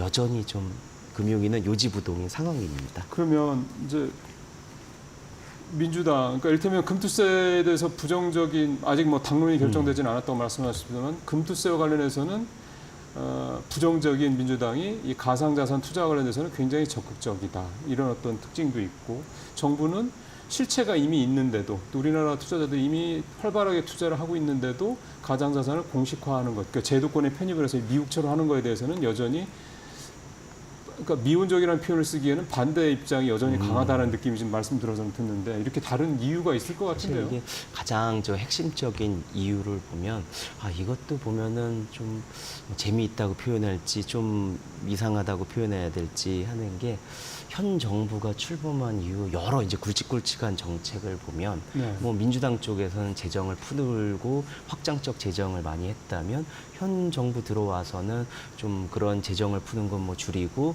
감세 쪽으로 많이 하고 뭐 크게 정책이 다른 그런 것처럼 보이는데 가상자산과 관련돼서는 그 문재인 정부의 가상자산 정책하고 현 정부의 가상자산 정책이 현재까지만 보면 뭐 사실상 뭐 똑같습니다. 근데 그 이유가 뭐냐면 그 뭐 여러 뭐 가상자산의 실체 이게 가치 산정 여러 가지 그런 게 있지만 똑같은 이유가 뭐냐면 2017년 12월 13일 날 그때 문재인 정부 이제 첫 해 때 가상자산과 관련된 이제 그 엄격한 그 정부 발표가 나왔는데요. 네. 그때 이제 주요 내용이 뭐냐면 그런 거는 이제 금융 그 기관, 이제 증권사가 가상자산의 어떤 보유나 뭐 그런 매입 그런 거를 금지한다라는 그 내용이 포함돼 있어요. 그러다 보니까 중개할 때 그 뭐 비트코인 현물 ETF를 지금 중개한다고 할 경우에도 기존적으로 그러면 증권사나 운용사가 가상자산을 일단 매입을 해놓은 다음에 네. 그 관련된 걸 이제 그 거래도 하고 그렇게 하도록 허용해주는 그런 방식인데 지금 그 자체가 그 2017년에 그 불허한다는 그 기준에 따라가서 여지껏 지금 계속 불허하고 있는 상황이고 네. 현 정부 들어서 그 이 2017년에 표현하면 무슨 정책인가 하실 텐데 그 당시에 뭐 이른바 박상기의 난 해가지고 예, 법무부 법무부 장관, 장관이 뭐 거래소 폐지 등 했을 때 네, 맞아요. 그 뭐 보도에는 이제 그게 세게 나왔지만 그 근저에 정부가 전체 웬만한 그 당시에 뭐 한 거의 뭐 하는 뭐 해서 한 10여 개 안팎의 뭐 그런 부처들이 다 나와서 네. 그 중에 이제 박상기의 난으로 표현된 그런 하나의 이제 센 것도 있었지만 그 안에 내용을 보면 증권사가 비트코인을 매입할 수 없는 금지하는 그 조항이 나왔는데요. 그 뒤로 현 정부가 가상자산의 어떤 정책에 대한 어떤 전반적인 플랜이나 뭘 발표한 게 없습니다. 현 정부에서도. 그래서 그 정책대로 가다 보니까 나중에 불허하는 걸 허용해 준다 하더라도 네. 금융이 혼자서는 못하고 사실 뭐 대통령실과 다른 전 부처가 한번 같이 모아서 가상자산 관련된 전반적인 로드맵을 다시 짜는 걸 네. 발표를 해야 될 걸로 보입니다. 사실 그때나 지금이나 담당하는 부처의 실무 공무원들은 같을 텐데 별로 차이가 없을 텐데 물론 승진해서 올라온 분들이 많이 있겠지만 결국 정권이 바뀌었다고 해서 가상자산에 대한 부분이 별로 이렇게 바뀌지 않는다는 얘기는 관료들의 어떤 입장들이 사실은 더 투영이 계속 되고 있다라고 봐야 될 것 같다는 생각이 드네요.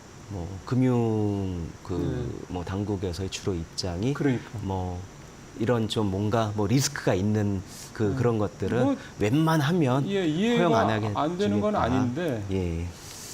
투자를 이미들 하고 계신데 차라리 보호를 할 수 있는 여러 가지 방법들을 만들어내는 게 뭐 필요하지 미국이나 않을까. 뭐 맞습니다. 홍콩이나 네. 뭐 유럽이나 다 하고 있는 상황이라서 그러니까 우리나라가 좀 그런 전체적인 해외의 어떤 흐름이나 거기에 지금 놓쳐가고 지금 어떤 타이밍을 못 잡고 있는 게 아닌가. 일종의 그 파저티브 정책, 뭐 네거티브 정책 하는데 이번은 되게 파저티브 정책으로 가고 있다라는 생각이 좀 드네요. 예. 자, 시간이 다 돼서 마지막 하나만 또 우리 투자자분들께서 좀 굉장히 관심 많이 갖고 계시는 주제가 공매도입니다. 이것도 아마 김병환 후보자 그 청문회 때 얘기가 나왔을 법해서 예, 혹시 맞습니다. 이 얘기 나왔으면 예. 어떻게 진행되는지 좀 짧게 한 김 말씀 부탁드리겠습니다. 후보자도 이제 똑같은 연장선상에서 불법 공매도 관련된 그런 내용들을 이제 그 처벌을 강화하고 네. 그리고 뭐 상환이나 뭐 담보 비율 관련된 제도 개선도 확실하게 하겠고 그런 걸 쭉 얘기를 했는데요. 예. 사실 문제는 이제 의지와 또 이제 디테일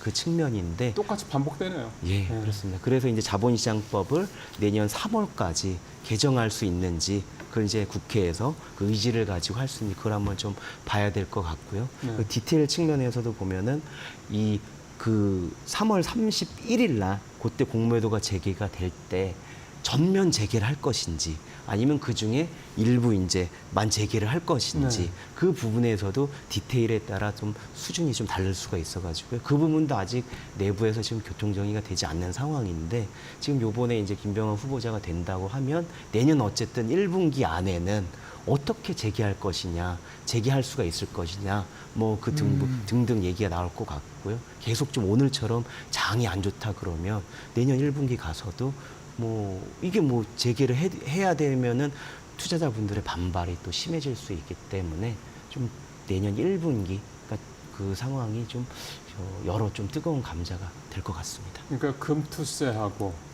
이 공매도권하고 우리나라 개인 투자자분들이 굉장히 예민하게 생각하는 두 가지 정책.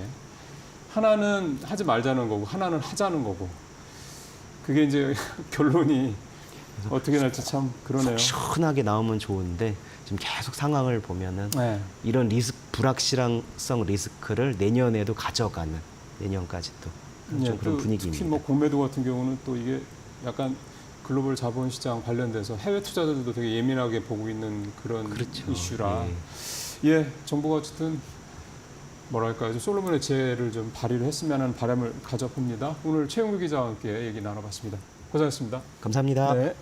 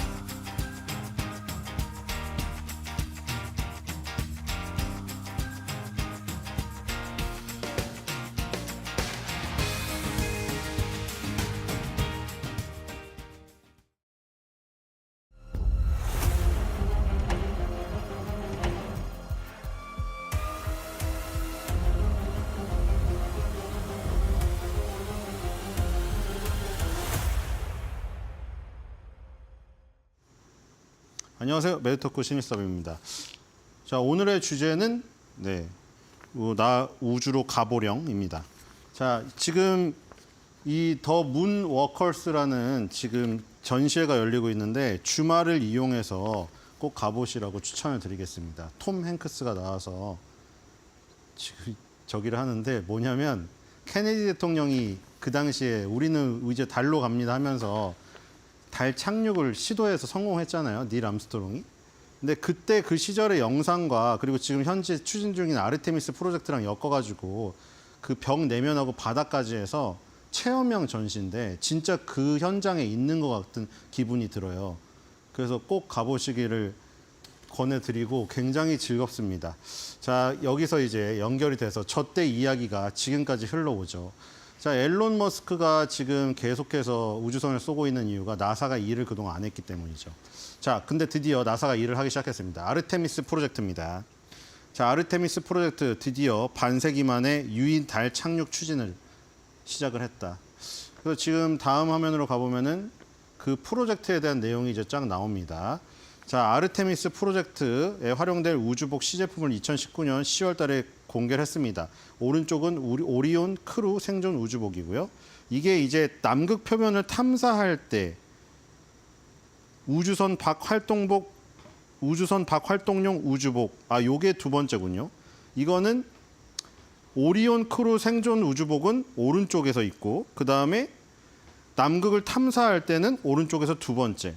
요거를 입는다고 합니다. 그래서 이제 나중에 프로젝트 1, 2, 3, 4가 있는데 나중에 가면은 남극 표면을 탐사할 거거든요.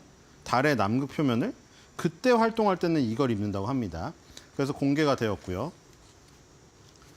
자, 계속해서 한번 볼까요? 자, 이 우주의 꿈을 어렸을 때 많이 꿨는데 그쵸? 우주소년단도 하고 이러지 않았습니까?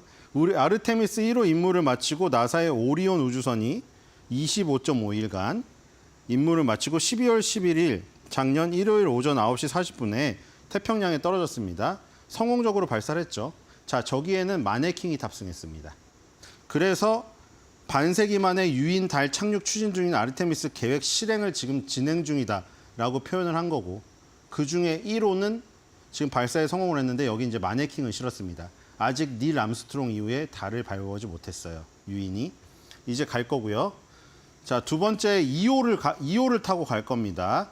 그 4명의 얼굴들도 아까 전에 제가 말한 전시회 가면 나와요. 자, 다음으로 가겠습니다. 자, 이런 것들이 이제 이 나사 홈페이지에서 이런 거 다운받아서 아이들 색칠 공부도 할 수 있게 해놨는데 색칠 공부뿐만 아니라 그 아르테미스 프로젝트에 쓰일 이 아이템들을 다 이렇게 하나둘씩 놔뒀습니다. 이게 아까 오리온 하는데 오리온 우주선입니다. 이게 오리온 우주선이 우주 비행사들이 타고 이게 가는 우주선이고요. 우주 발사체 로켓이라고 SLS, 이 스페이스 런치 시스템, 이게 이동식 발사대에 실려가지고 발사가 될 겁니다. 이런 식으로 우주 발사체 로켓이 굉장히 강력하게 가속이 필요하기 때문에 그 전시회를 가보면 밑에서 엄청난 엔진에서 불을 뿜거든요. 그 압력으로 지금 올라가는 겁니다. 그래서 어떤 우주선보다 더 멀리 달 너머로 보내는데 이 힘이 도움을 줄 거라고 합니다. 그래서 우주 발사체 SLS 로켓이 필요하다. 다음으로 가면은 계속 이제 기능에 대한 얘기들이 나옵니다. 자, 요것도 이제 중요하죠. 처음에 그 숫자를 같이 세거든요. 10부터 같이 세요. 그래서 제로 하면은 그 케네디 대통령과 거기 모인 관중들과 함께 우주선을 날립니다. 그래서 이게 여기서 하나씩 떨어지면서 날아가죠. 처음에 더 대어져 있는 것이고요. 모바일 런처 플랫폼. 여기에 이제 대어져 있다가 보니까 저기 뭐 탯줄이라 불리는 다수의 연결선을 갖춘 타워다. 이 탯줄을 떼고 이제 날아가게 되는 거죠. 마치 엄마 뱃속에서 이제 탯줄을 떼고 나아가는 아기처럼 이렇게 가는 거고요. 뭔가 어렸을 때는 그 우주 비행사가 되는 것이 꿈이었고 뭐 과학자가 되는 것도 꿈인 사람들이 많았잖아요. 근데 현실로는 어렵죠. 근데 아직도 이런 걸 보면서 그 동심의 꿈을 꿀 수가 있습니다. 자, 다음으로 가겠습니다. 네, 오리온 크루 서바이벌 수트. 예, 요거를 입고 아까 전에 오리온 크루 서바이벌 수트 이렇게 표현이 되어 있고요. 네, 한 번쯤 입고 체험도 해보고 싶은데요. 어쨌든 아르테미스 미션에서 착용하는 발사, 진입 및 생존 슈트라고 합니다. 자, 다음으로 가겠습니다. 자, 요거는 뭐 탐색 차량의 이동 장치 뭐 이런 것들이고요. 네, 쭉쭉 이거는 넘어가도록 하죠. 나사 홈페이지에 가면 다 있습니다. 자, 한 번씩 그냥 눈으로 한번 보겠습니다. 요 게이트웨이인데 이제 인류 최초로 달 주위를 도는 우주선인 게이트웨이. 이게 나사의 아르테미스 프로그램의 핵심 요소라고 합니다. 자, 이 달을 돌고 있죠, 지금. 달 주위를 돌면서 여기 뭐 관찰하고 이런 겁니다. 자, 그리고 다음으로 가면은 또 어떤 게 나올까요? 크롤러. 아, 요걸로 이제 이름에 걸맞게 나사에서 발사대와 적층된 발사체가 발사대로 나아갈 때 짐을 나르는 한 쌍의 거대 기계가 있는데 바로 이거라고 하네요. 크롤러 트랜스포터 2호. 네, 요걸로 이제 실어 나르는 겁니다. 크롤러로. 자, 그 다음으로 가겠습니다. 네, 이거는 달 지형 차량이라고 네, 달에 있는 첫 번째 여성과 다음 남성의 탐사 발자국을 확장하는 것은 아르테미스 임무의 중요한 부분인데 바로 이 달에 착륙해가지고 뭔가 탐사의 역할을 하는 자동차인 것 같아요. 자, 달의 지형을 파악하고 거기도 이제 나옵니다. 발자국도 나오고 나중에 그 구덩이를 파가지고 뭘 넣어보기도 해요. 이번에 또 오랜만에 그렇게 해볼 수 있겠죠. 자, 다음으로 가겠습니다. 자, 요거는 뭐 VAB, 바이클 어셈블리 빌딩 해가지고 차량을 조립하는 건물이군요. 예, 이 안에서 차량이 조립되는 건물이라고 합니다. 자, 다음으로 가겠습니다. 우주 시간 같아요. 자, 심층 공간 네트워크. 아, 여기서 이제 장거리 전화를 걸면은 우주 네트워크에서 이게 통신을 하는 거군요. 예, 이걸로 통해 가지고 통신을 해서 사진도 전송받고 이런 건가 봅니다. 네, 이게 되게 중요하겠네요, 또. 자, 다음으로 가겠습니다. 이 많은 어떤 요소들이 아르테미스 프로젝트의 성공을 가져올 요소들입니다. 이거는 또 발사대군요. 런치패드 39B, 케네디 우주센터에 있는 나사의 발사대 39B라고 합니다. 네, 우주 왕복선 아폴로 그리고 이거를 지원하는 발사대라고 하네요. 항상 이 장면이 거기서 나오죠. 그 연기가 엄청나게 나면서 뜨는 모습. 자, 이번에도 한번 보기를 바라고요. 다음으로 가겠습니다. 자, 그래서 아르테미스 프로젝트, 이게 지구고 여기가 달이 있습니다. 지구에서 달로 유인을 보내는 거죠. 이게 바뀌었어요. 그럼 왜 나사가 놀았느냐? 왜 일론 머스크한테 다 맡겨놓고 나사는 할 일을 안 했느냐? 자, 그 당시는 러시아랑 굉장히 경쟁을 하던 시대죠. 국력을 뽐내는 시대였어요. 그러니까 그게 달에 가가지고 달에 가서 그때 아까 말한 대로 구덩이도 파보고 뭘 넣기도 하고 생명체가 있나 흙을 파서 지구로 갖고 오기도 했는데 그거는 약간 뭐라 그럴까? 쇼?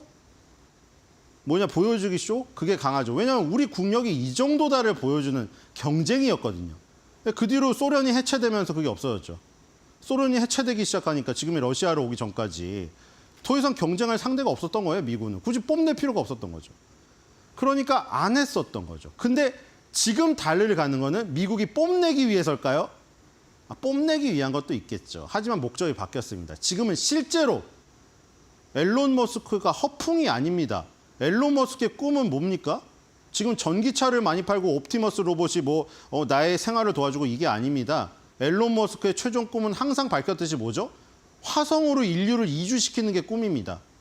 근데 화성을 가려면 한 번에 가기가 너무 어렵거든요. 그래서 달에다가 전진기지를 만든 다음에 달에서 다시 위성을 쏘는 겁니다. 그래서 화성에 가서 안착하는. 달에는 이제 여러 가지 우리가 그 화성을 가기 위한 이주에 필요한 징검다리로 삼는 거죠. 그러니까 그런 기술들이 발전되고 어느 정도 재활용 로켓에 대한 그 가능성을 앨런 머스크가 보여주고 있잖아요, 지금. 굉장히 빠른 속도로 만들어서 그걸 또 계속 재활용해가지고 쓰는. 그럼 이제 오래 걸리지가 않습니다, 로켓을 만드는데. 그 기술력이 올라온 가운데 이제 달을 가는 것은 실제로 달을 우리 생활 속에, 그러니까 앨런 머스크가 말한 대로 우리가 이 넓은 우주 은하계 안에 우리의 생태계만 있다고 하는 것이 인간의 무슨 자만심이다 이런 얘기를 했거든요. 그러니까 지금은 국력을 뽐내기 이 이야기보다는 진짜 실리적인 목적으로 가는 겁니다. 뒤에 더 실제적인 실리적인 지금 취하고 있는 현재의 팩트까지 나와요. 자, 다음으로 가겠습니다. 그래서 아르테미스 1세, 지금 이거는 발사돼서 아까 태평양에 떨어졌죠. 여기에는 인간이 안 갔습니다. 마네킹으로 일단 실험을 했어요. 그건 성공했어요. 이제 아르테미스 2세. 이게 성공해야 드디어 아폴로 11호 이후에 최초로 두 번째로 다시 유인이 가게 됩니다. 자, 아르테미스 3세는 아까 말한 대로 남극 근처. 남극에 가서 아까 그 옷을 입는 거고요. 자, 아르테미스 4호는 이 지금 최초의 달 우주 정거장 요거를 가는 겁니다. 자, 이렇게 구성이 되어 있고요. 다음으로 가겠습니다. 자, 그래서 4명의 이 비행사들이 가게 되어 있습니다. 네, 4명의 우주 비행사들이 가게 되어 있고요. 자, 2호를 타고 이제 갑니다. 자, 여성 한 분이 끼어 있고요. 이번에 꼭 성공하길 바랍니다. 이분들이 어렸을 때 다 그 전시회 가도 나와요. 케네디 대통령의 연설을 듣고 그리고 케네디 대통령이 그때 보냈던 그 비행사들을 보고 자란 어린아이들이 지금 커서 이 꿈을 실현하려고 지금 여기 나타난 겁니다. 다음으로 가겠습니다. 자, 4명의 소개고요. 사령관님이 계시고요. 사령관님, 파일럿, 미션 스페셜리스트가 2분이 계십니다. 자, 이렇게 팀을 구성해서 가게 될 것이고요. 다음으로 가겠습니다. 자, 이제 갑자기 보령이 나옵니다. 자, 보령제약에서 보령으로 이름 바꿨죠. 근데 얘가 갑자기 왜 나왔느냐? 자, 지금 우주의 꿈을 꾸고 있는 업체. 우리가 그냥 딱 생각하기에 한화 에어로스페이스가 있습니다. 아르테미스 프로젝트에도 참여를 할 것이고요. 자, 근데 보령이라는 회사의 홈페이지 메인에 휴먼 인 스페이스가 있습니다. 야, 얘네 뭐 하는 거야? 제약회사 왜 이래? 개보림 만드는 회사가 왜 우주가 나와? 우주 기업이 될 겁니다. 보령이. 자, 뒤로 가봅시다. 보령은 우주 기업의 꿈을 꾸고 있어요. 자, 우주에 있는 인간. 우주의 인간 미래를 향한 보령의 여정은 계속된다. 그래서 지금 하고 있는 게 2022년도 케어 인 스페이스 챌린지, 2023년도 휴먼 인 스페이스. 이게 뭐냐면 여러 우주과학자들을 모아놓고 아이디어 경연대회를 여는 거예요. 보령이. 돈도 지원해주고. 자, 그래서 2022년에 세계 최초의 상업용 우주정거장을 건설하는 핵심 우주 인프라 기업인 엑시엄 스페이스에 전략적으로 투자를 하게 됩니다. 이게 중요하죠. 엑시엄 스페이스가 민간 우주 정거장을 만들 거거든요. 지금 현재 있는 우주 정거장이 옛날에 소련 시절부터 있던 거라 다 낡았어요. 그래서 그건 해체해야 됩니다. 그리고 이제 여기도 민간이 들어오는 거죠. 앨런 머스크의 스페이스X처럼. 그래서 이 우주 정거장을 얘네가 만들게 될 건데 거기에 보령이 투자를 했습니다. 자, 그래서 이제 우주 기업이 될 거고요. 다음으로 가겠습니다. 자, 그래서 가장 최근에 열린 2024 휴먼 인 스페이스. 그러니까 우주 과학자들이 모여서 여기에서 아이디어를 뽐내라 이거예요. 근데 여기 잘 보면은 약간 이런 거 어디서 많이 봤죠? 바이오에서 많이 보지 않았습니까? 이런 그림들? 그쵸? 보령이 아예 관계없는 우주 사업을 하는 게 아니라 자기가 하고 있던 거를 연관해서 우주 사업을 하는 꿈이 있는 거예요, 이게. 이 그림을 보면. 유전자, 제놈 이런 거 아니에요, 이거? 자, 뒤로 가겠습니다. 자, 이게 뭐냐? 자, 알테오젠 때문에 많이 알죠, 이제. 머크의 키트루다. 머크의 키트루다가 여기 우주 정거장에 가서 실험을 실제 했습니다. 면역항암제 키트루다를 더 균일하게 합성할 수 있는 방법을 찾았습니다. 아직 인간에게 실험한 건 아니고요. 여기에서 뭘 했냐면은 무중력 상태잖아요. 무중력. 그러니까 뜬단 말이에요. 지구에서는 다 가라앉아요. 그러니까 단백질 결정을 고르게 추출할 수가 없습니다. 근데 우주 정거장에서 가서 하면은 다 균일하게 떠 있기 때문에 거기서 단백질 결정을 추출하면은 균일하게 나와요. 그게 왜 중요하냐면 균일하고 더 작게 만들 수가 있어요. 이게 왜 중요한지 아시나요? 머크의 키투르다가 알테오젠이랑 왜 계약했죠? 알테오젠의 SC 제형 변경이 있기 때문에 개발했죠. 정맥 주사로 맞는 게 효과는 빠른데 아프니까 시간이 오래 걸리니까 베둘레헴에 맞으려고. 근데 왜 편한데 베둘레헴에 안 맞았어요 그동안? 배에 피부를 뚫고 들어가서 약효가 떨어지니까. 근데 만약에 우주에 가가지고 단백질 결정을 작고 고르게 한다. 그러면은 배에 넣어도 정맥 주사 효과가 나요. 단백질이 더 작고 균일하기 때문에 배에 찔러도 정맥 주사 효과가 난단 말입니다. 그래서 이걸 실험한 거예요. 그러니까 우주 정거장이 굉장히 중요해지겠죠. 근데 뒤로 가봅시다. 이게 마지막이겠죠. 머크의 키투르다입니다. 자, 머크의 키투르다가 벌써 이런 일을 하고 있어요. 자, 그럼 보령에 하는 일은 뭐냐? 아까 우주 정거장을 만든다고 했죠. 이제 이걸 빌려주는 겁니다. 지금 머크도 그렇고 일라이리도 그렇고 아스트라제네카도 그렇고 세계적인 다국적 제약사들이 다 우주 가려고 하고 있어요. 왜냐 아까 말한 대로 제형 변경 기술이 없어도 저기 가갖고 단백질 결정을 작고 균일하게 얻어오면은 쉽게 맞을 수가 있거든요. 지금 뭐 경구용, 패치형 막 여기 얘기 나오고 있는 게 정맥주사 핏줄에 찔리는 게 싫어서 그런 거 아니에요. 단백질 균자 크기를 작게 만들고 균일하게 만들면 그게 가능해지는 거죠. 그러면은 보령은 그걸 빌려주는 겁니다. 우리 우주 정거장에 가서 실험해. 자, 지금 마지막으로 이 네 번에 지금 거기 갈 수 있는 방법이 네 가지가 있어요. 국제 우주 정거장 운영국의 협조를 얻는 거 어렵습니다.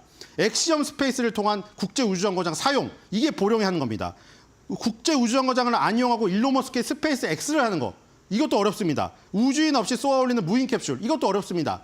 2번만 제일 가능하죠. 그래서 보령이 우주 플랫폼 기업이 될 가능성이 큰 겁니다. 자, 그래서 오늘의 한 줄 매두평은 이겁니다. 나 이제 우주로 가보령.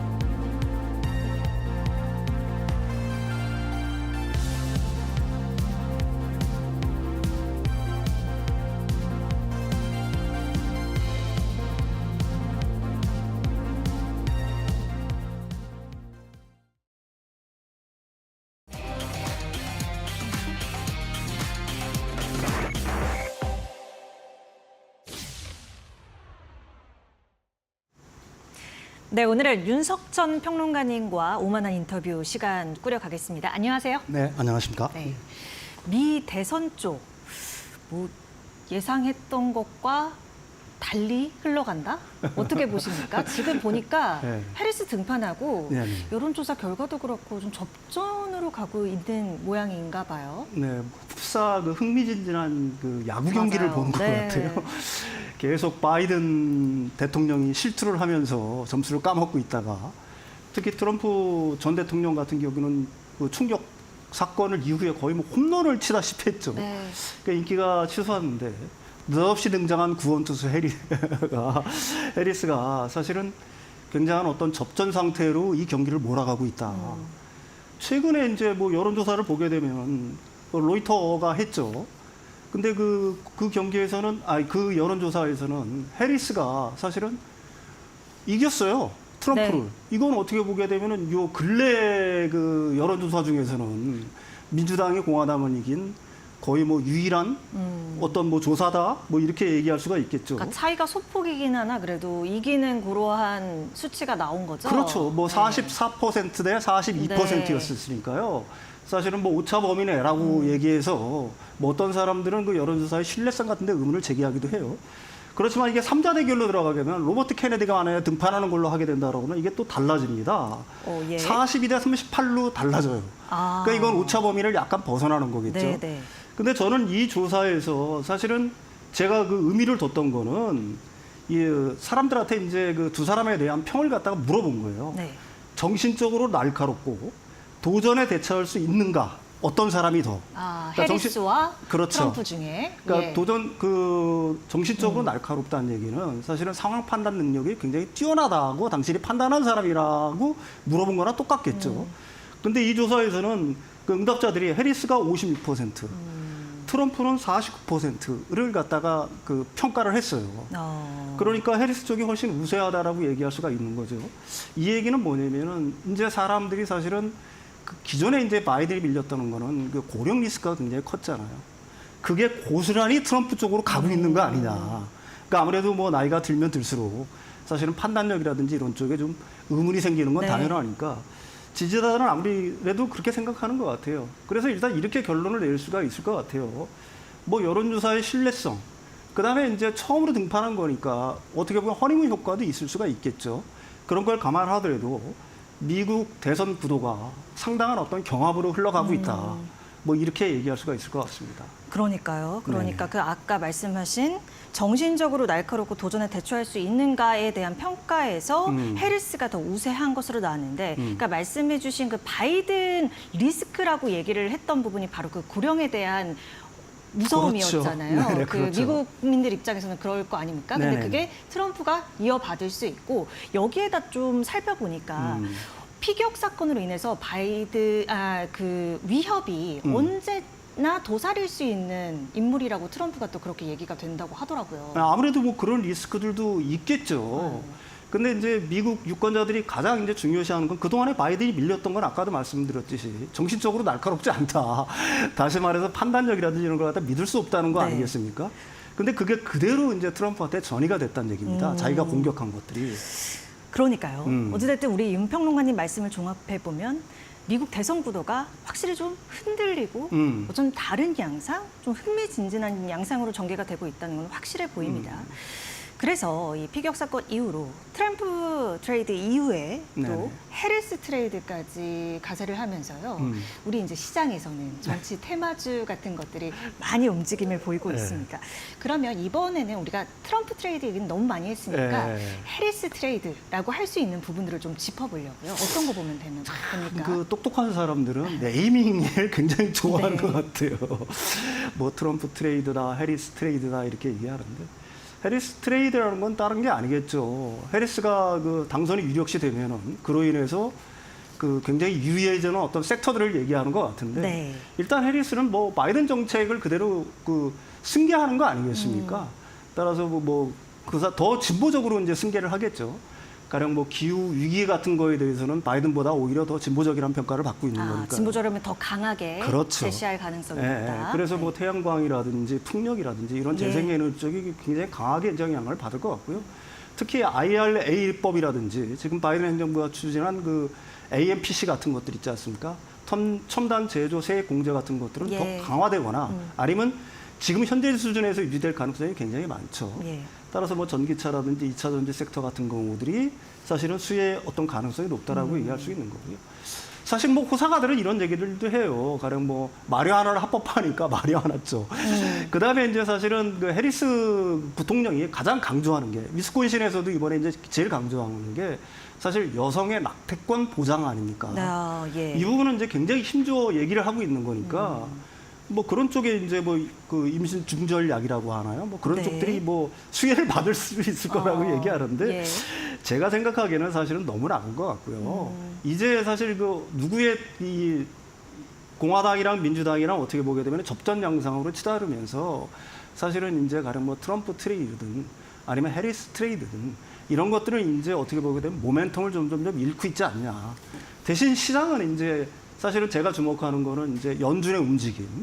그러니까 올 뭐 30일에서 31일에 열린 FOMC 회의에서 과연 금리 인하 어떤 신호가 있을 거냐, 아니면 금리 인하가 있을 거냐라는 거. 그다음에 이제 기업들의 실적에 훨씬 더 주목하는 거 아니냐. 특히 지금까지 이제 미국 어떤 주식시장을 이끌어왔던 IT 성장주들 있지 않습니까? 네. 그 성장주들의 어떤 실적. 이게 과연 이제 그 우리가 원래 기대했던 것만큼 따라오고 있느냐. 자, 캐시가 그만큼 받쳐주고 있느냐를 갖다가 돌아보는 시점. 이런 것들이 훨씬 더 중요한 어떤 시장의 관심사가 될 거라고 보고 있는 거고요. 그게 바로 이제 어제 미국의 주식시장이 그걸 갖다가 증명했다라고 얘기할 수가 있는 거죠. 네. 네. 그러니까 지금 이렇게 주식 시장 흔들릴 때 뭐 정치 테마별로 움직였던 그런 힘들은 지속성이 갈수록 떨어질 가능성이 높고 그렇죠. 그 힘의 크기도 적어질 가능성이 낮다. 오히려 우리가 매크로한 것들 있죠. 뭐 금리라든지 그렇죠. 그리고 개개 기업별로의 그런 실적적인 모멘텀으로 움직일 가능성이 크다. 그런 말씀을 좀 네, 정리를 기업의 본질에 해주신 거죠. 아무래도 더 집중하게 될 겁니다. 네, 맞습니다. 예. 그렇지만 우리가 여기서 이제 또 얘기를 해볼 게 그 신재생 에너지 앞서 이제 말씀을 해주셨는데 아무래도 당연히 해리스 부통령은 이어받을 가능성이 높은 건데 네네네. 트럼프랑은 그럼 어떻게 갖고도 다른지 우리가 또 비교를 해볼 필요가 있을 것 같아요. 근데 그 여러 사람들이 염려를 해요. 가령 뭐 이제 지금 해리스가 대통령이 된다라고 하게 되면은 기존에랑은 큰 변화는 없겠죠. 신재생 에너지라든지 아니면 뭐 전기차라든지 이런 쪽으로 또 강화될 여지는 있지만은 네. 반대로 이제 우리가 실제로 우리가 염려하는 거는 트럼프가 됐을 때 과연 그러면 어떻게 될 거냐는 건데 그것도 제가 생각하기에는 그렇게 기우라고 저는 생각을 합니다. 사실 세상에 어떤 이벤트든 그것이 어느 정도 진행이 되면은 뭐 호사가들은 한 10% 진행이 되면은 이라는 얘기를 해요. 그 정도 선을 넘어가게 되면 그걸 갖다가 과거로 역전시키기는 굉장히 힘들다라고 얘기를 합니다. 저도 그 의견에 뭐 당연히 동의를 하는 거고요. 왜 그러냐면 그걸 갖다가 후퇴시키려고 하게 되면은 지금까지 들어갔던 비용들을 전부 다 매몰 비용 처리를 해야 되는 거거든요. 네. 그렇기 때문에 상당히 힘든 거고요. 사실 그 트럼프가 재생 에너지라든지 아니면 전기차를 갖다가 완전히 억누르겠다는 얘기가 자체가 아닙니다. 트럼프는 이제 실례로 뭐 이런 얘기를 해요. 언론에서 뭐 전기차가 바이든 행정부는 전기차를 갖다가 금지했다라고 막 주장을 막 하죠. 근데 사실 팩트 체크를 해보면 바이든 행정부는 내연기관차를 금지한 적이 한 번도 없어요. 내연기관차를 언제까지 완전히 뭐 생산하지 말아라고 네. 요구한 적이 네. 한 번도 없습니다. 규제를 한 거는 뭐냐면은 탄소 배출량을 언제까지 이만큼 줄여라라고 네. 얘기를 한 거지. 네. 따라서 그 트럼프 대통령이 그 내연기관차, 그러니까 전기차를 갖다가 전기차의 어떤 의무화라고 주장하는 거는 그 팩트상 약간 좀 이상이 있는 거고요. 네. 트럼프가 주장하는 건 결국은 전기차와 내연기관차에 동등하게 놓고서 경쟁을 하자. 또 전통 에너지와 신재생 에너지도 동등하게 놓고 경쟁을 하자. 어디에 보조금을 주거나 뭐 이런 게 아니라. 그렇지만 소비자들은 이미 어떻게 됐습니까? 사실은 기존의 전통 에너지보다 재생 에너지 쪽으로 또 가고 있죠. 이유는 확실해요. 풍력이라든지 태양광이 비용이 더 싸기 때문에 그런 겁니다. 전기차 역시 마찬가지야. 왜 이게 앞으로 당위성이 될 수밖에 없느냐. 자동차는 앞으로는 자율주행차로 점점 진화할 거 아니겠습니까? 테슬라가 꿈꾸듯이. 자율주행으로 진화하게 하려고 그러면 기존 그 내연기관차의 파워트레이닝은 불가능해요. 엔진과 미션으로 어떻게 자동차를 정밀 제어를 하겠어요. ESC 통일해서 뭐 일부 지금 조정을 한다고 하지만은 완벽한 자율주행이 되기 위해서는 기존의 내연기관차의 파워트레인으로는 불가능합니다. 전기로 미세 조정을 해야 되는 거예요, 전기 모터를. 따라서 그쪽으로 갈 수밖에 없는 거고 전기차가 앞으로 왜 미래의 대세가 될 수밖에 없느냐. 자동차는 앞으로 단순한 이동수단으로 머물지 않지 않습니까? 자동차 자체가 주거 공간, 생활 공간이 될 수 있는 거고 비상시를 대비한 ESS 전력원이 하나가 될 수가 있는 거예요. 그래서 우리가 뭐 그 트럼프 대통령이 되면은 재생 에너지라든지 전기차 부분이 굉장히 큰 타격을 받을 거라고 얘기를 하지만 트럼프 대통령이 의외로 실용주의적인 사람이라는 걸 갖다가 생각을 해본다라고 한다면은 당연히 소비자들이 선택하는 것 갖다가 트럼프 대통령이 막을 이유가 전혀 없다는 얘기죠. 네. 예. 그러니까요. 어쨌든 뭐 트럼프 입장에서는 다시 한번 당선되기까지 뭐 디트로이트 노동자들이나 그쪽에 표심을 의식을 안 할 수 없는 그런 입장이고. 그렇죠. 예. 하지만 네. 신재생 에너지 이 품 같은 경우에는 거부할 수 없는 미래이잖아요. 네, 사실은. 그렇습니다. 그러니까 그런 기조에서 네. 그다음에 지금 우리나라 그 2차 전지라든지 전기차 공장들이 대부분 들어가 있는 데들이 사실은 러스트벨트에 들어가 있는 거예요. 네. 거기서 엄청난 투자를 하고 있는 거고요. 수많은 인력들을 갖다가 고용하고 있지 않습니까? 네. 그런 점을 갖다가 트럼프가 무시할 수는 없겠죠. 네. 자, 오늘 이렇게 시장이 내리는 가운데 조금 그나마 빨간불을 켜고 있는 게 바라보니까 우크라 재건 섹터더라고요. 예. 근데 이제 사실 트럼프 당선 가능성이 높아지면서 이제 우크라 전쟁 존전되는 거 아니냐. 네네네. 뭐 이런 우리 시선들이 좀 높아져 있는데 네. 이런 섹터 시각은 뭐 앞서 말씀해 주신 거 덧붙여서 어떻게 갖춰야 될지. 이거 뭐 종전이 선언될 때까지는 저는 모멘텀이 유지가 될 거라고 저는 봅니다. 다만 네. 사실은 건설 갖다가 한다고 해도 우리는 두 가지 우려를 갖다가 키울 수밖에 없어요. 하나는 우크라이나가 과연 그만한 돈이 있느냐 최근에 예. 그 돈을 갖다가 유럽연합이라든지 미국이 지원을 한다고 하더라도 러시아의 자금 지금 동결된 자금을 이용해서 설사 그렇게 한다고 해도 누가 청구서를 더 내밀 것이냐 우크라이나에 유럽연합과 미국이 청구서를 더 내밀지 않겠어요. 우리가 이만큼 니들한테 지원을 했는데 네. 당연히 재건 사업에서 청구서를 그만큼의 청구서를 내밀겠죠. 그렇게 될 거 아니겠습니까? 과연 그래서 우리가 우크라이나 재건에 관련해서 과연 얼마만한 그 포지션을 갖다 유지할 수 있느냐라는 건 뭐 저는 개인적으로 의문인 상황이고요. 역시 그 건설 기계 섹터 역시 마찬가지입니다. 건설 기계 섹터는 비교적 좋죠. 현재 뭐 밸류에이션도 퍼가 한 5배 정도 수준이니까 낮은 수준이고요. 영업이라든지 매출액 같은 것도 잘 나오고 있습니다. 따라서 실제로 종전이 선언될까지는 이 두 개 부분 같은 경우에는 모멘텀을 갖다가 유지를 할 거다. 다만 종전이 막상 딱 선언이 되고 나면은 제가 우려하는 거는 그 뉴스에 팔아라는 얘기 있지 않습니까? 네. 그런 사태가 다시 벌어지지 않을까 이런 면모도 있습니다. 네. 예, 예. 선반영되는 그러한 모습으로 마찬가지로 전개가 될 거다. 네네. 우크라 재건 관련주도 그렇게 말씀을 해주셨습니다. 네. 이 트럼프의 뭐 반이민 정책이라든지 뭐 감세 이런 것 때문에 벌써부터 트럼플레이션 얘기 나오거든요. 그러니까 어떤 상관관계가 있는지 좀 따져주세요. 반이민 정책을 쓰게 되면은 사실은 남미에 저임금 노동자들의 유입이 줄어드는 거 아니겠습니까? 그럼 임금 상승의 압박이 커지겠죠. 당연히 인플레이션의 한 요인이 될 수가 있는 거고요. 트럼프의 감세 정책, 재정 확대 정책은 시중에 돈이 많이 풀리는 거잖아요. 따라서 그것도 인플레이션 요인의 하나가 될 수가 있겠죠. 무엇보다도 그 재정 확대가 추진이 되다 보면 적자 부채 발행이 늘어날 거고 그렇다라고 한다면 장기 금리는 상승할 테니까 그 장기 인플레이션에 어떤 우려들이 있는 거고요. 네. 무엇보다도 이제 가장 큰 우려는 사실은 관세죠.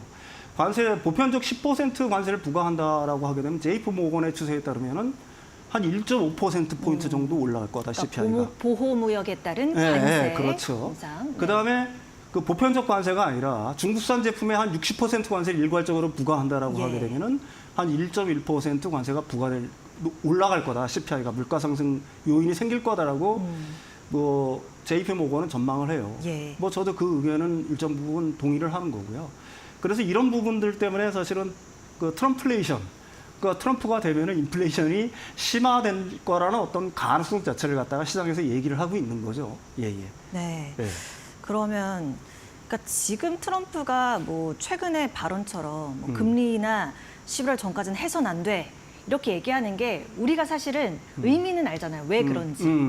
그렇죠? 네네, 그렇죠. 금리 인하하게 되면 어쨌든 지금 현 정부, 민주당이 장악하고 있는 이런 정부에 더 좋은 영향을 미칠 그렇죠. 테니까. 예. 하지만 이제 본인이 됐을 때는 어떻게 할까? 이게 또 관전 포인트예요.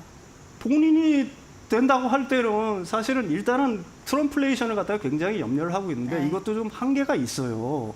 왜 그러냐면 일단 이 관세를 높이게 되면은 아까도 얘기했지만 소비자 물가가 급등할 거고 네. 소비자 후생이 떨어질 거 아니겠습니까? 일기 때도 굉장히 그 수많은 품목에 대해서 중국산 제품에서 관세를 확 높였다가 나중에 그 품목들을 조금씩 치우고 관세를 낮췄던 경험이 있지 않습니까? 예. 미국 소비자들한테는 큰 타격으로 돌아오기 때문에 관세를 지금 말대로 이렇게 일시에 높일지는 의문인 상황인 거고요. 두 번째, 감세나 재정 확대라는 건 의회의 동의가 반드시 필요합니다. 네. 트럼프가 이걸 갖다가 관철하기 위해서는 지금 트럼프가 대통령이 되었고 그다음에 상원 하원을 다 장악을 해야 돼요. 이런 현실적인 어려움이 있다는 걸 갖다가 일단은 인식을 해야 될 거고 네. 진짜 그렇게 돼가지고 진짜 인플레이션 올라갔다. 그렇지만 내부적으로 이렇게 보고 있습니다. 인플레이션 한 3% 정도 수준까지 올라간다고 하더라도 트럼프는 연준을 압박해서 금리 인하를 끊임없이 시도를 할 거다. 뭐 그런 의견에는 뭐 저는 일단 동의는 합니다. 네. 그렇지만 트럼프발 인플레이션이 발생할지에 대해서는 그게 뭐 어느 정도 발생은 하겠지만은 우리가 지금 염려하는 것처럼 과도한 인플레이션이 발생할 거라고 뭐 저는 개인적으로 그렇게 그 추론하지는 않아요. 네. 예, 예. 알겠습니다. 네네. 우리 입장에서 이제 또 가장 촉각을 곤두세우고 있는 곳이 바로 국내 자동차 또 배터리 업계일 텐데요. 근데 일단 뭐 트럼프나 뭐 바이든, 해리스 뭐 보호주의 뭐 기조는 같아요. 그렇죠. 효과적으로 좀 대응해 볼 수 있는 전략을 꾸려보자면요. 일단은 사실은 먼저 결론부터 말씀드렸듯이 우리 기업들은 거기에 잘 적응을 하고 있다. 뭐 저는 개인적으로 그렇게 생각을 해요. 미국의 보호주의는 사실은 미국 우선주의에 기초를 하고 있는 겁니다. 미국 우선주의라는 건 다른 말로 팍스 아메리카. 네. 그러니까 미국 패권에 방점을 두는 거예요. 그 우선주의의 핵심은 뭐냐? 미국 의회가 그 지금 정의를 했듯이 우리의 미국의 최우선 전략적 경쟁자는 딱 하나다. 중국이다. 중국의 네. 방점이 있는 거고 중국 제재에 방점이 있는 거예요. 우리나라 기업들은 이미 거기에 다 대응을 하고 있는 거고요. 사실 현재 다 진출해 있잖아요. 조인트 벤처 형식이든 아니면 삼성전자의 뭐 냉작 가점 사업 부분이든 그다음에 현대 기아차도 지금 진출을 하고 있는 거고요. 따라서 과연 그 트럼프가 지금 자국에 엄청난 투자를 하고 있고 일자리 창출에 수많은 기여를 하고 있는 많은 기여를 하고 있는 한국 기업 때리기에 진짜로 나설까 하는 거에 대해서는 특히 미국 현지에 진출해 있는 한국 기업을 때릴까에 대해서는 저는 의문의 여지가 좀 있습니다. 예. 그리고 뭐 우리 기업들도 이에 대비해서 어느 정도 뭐랄까 예상하고 있는 것들이 있으니까요. 아, 그러니까- 당연히 그렇죠. 네. 가령 뭐 지금 트럼프가 돼가지고 과연 IRA를 축소하고 첨단 제조세액 공제 같은 걸 줄이고 보조금을 줄인다라고 하게 되면 우리 기업들은 어떻게 하겠어요? 지금 가동률을 낮추고 투자할 거 투자 액수 줄일 거 아니겠습니까? 그럼 그 해당 주에 살고 있는 사람들이 가만히 있겠어요? 네, 알겠습니다. 네. 자, 그러면 일단 미국 대선 아직 뭐 3개월, 4개월 정도 앞두고 있는데 네네. 이 결과 무관하게 우리가 좀 바라봐야 될 그런 업종이나 섹터가 있다면 들어볼까요? 저는 인프라 관련주들이 굉장히 유망하다고 예. 저는 생각을 합니다. 미국은 노후 인프라를 재건해야 되는 거고요. 그다음에 아주 천문학적으로 늘어나는 전력 수요에 대한 대응도 해야 되잖아요. 네. 그게 굉장히 시급한 상황이에요. 트럼프 대통령 같은 경우도 세계에서 가장 값싼 전기를 생산해내겠다라고 얘기를 했는데 이런 전력 인프라 구성이 제일 필요한 상황이고요. 사실은 일부에서는 이런 전력 인프라에 대한 엄청난 투자가 이건 어떻게든 자본 지출이잖아요. 미국의 생산성을 끌어올려서 미국이 앓고 있는 일부 병, 다시 말해서 과다 부채 문제는 어느 정도 해결할 수 있다까지는 얘기를 하고 있는 겁니다. 그래서 이거는 뭐 트럼프가 되든 아니면 해리스가 되든 이 정책은 변함이 없을 것 같고요. 네. 거기에 뭐 직접적으로는 뭐 전력주들 아니면 전선주들 아니면 ESS도 굉장히 유망하겠죠. 뭐 이런 것들은 앞으로도 굉장히 그 지금 미국 대선의 어떤 흐름과 무관하게 앞으로도 계속 그 좋은 어떤 성장을 갖다가 할 구간, 한 섹터다. 뭐 저는 이렇게 판단을 하고 있습니다. 그러면 여기서 좀 덧붙여서 어쨌든 우리가 앞서서 이제 자동차라든지 배터리 업계 잘 이 변화하는 그런 조짐에 있어서 대비를 할 수밖에 없는 입장이라고 말씀을 하셨잖아요. 그럼 자동차나 이 배터리 업계의 뭐 대응 전략이라든지 가지고 계신 분들 입장에서 어떤 시선으로 바라보면 될까요? 조금 더 상세히 들어볼 수 있을까요? 지금 이미 뭐 대응들을 전부 다 하고 있는 줄 알고 있고요. 특히 2차전지 섹터 같은 경우는 조인트 벤처 형식으로 들어갔잖아요. 반드시 우리 기업이라고 얘기할 수가 없는 겁니다. 뭐 독자적으로 들어간 기업들도 있지만은 대부분은 미국의 그 GM이라든지 포드라든지 뭐 스텔란티스 이런 기업들하고 전부 다 조인트 벤처 형식으로 들어가 있는 상황이잖아요. 따라서 지금 그 가령 뭐 트럼프가 돼서 그걸 갖다가 제재할 수 있는 마땅한 근거 자체가 제가 생각하기에는 없다라고 얘기를 할 수가 있는 거고요. 우리 기업들은 나름대로 내부적으로는 준비를 전부 다 하고 있죠. 가령 네. 뭐 트럼프가 가령 뭐 우세할 거다라는 얘기를 하고 있으면은 사실 지금 건설 공장 같은 걸 속도를 갖다가 약간 늦추고 있는 거 아니겠습니까? 네. 그거는 그 전기차라든지 2차전지 쪽에 어떤 그 캐즘 영향도 있지만은 제가 생각하기에는 그것도 우리 기업들이 할 수 있는 어떤 압박의 한 수단이라고 얘기할 수가 있는 거예요. 예.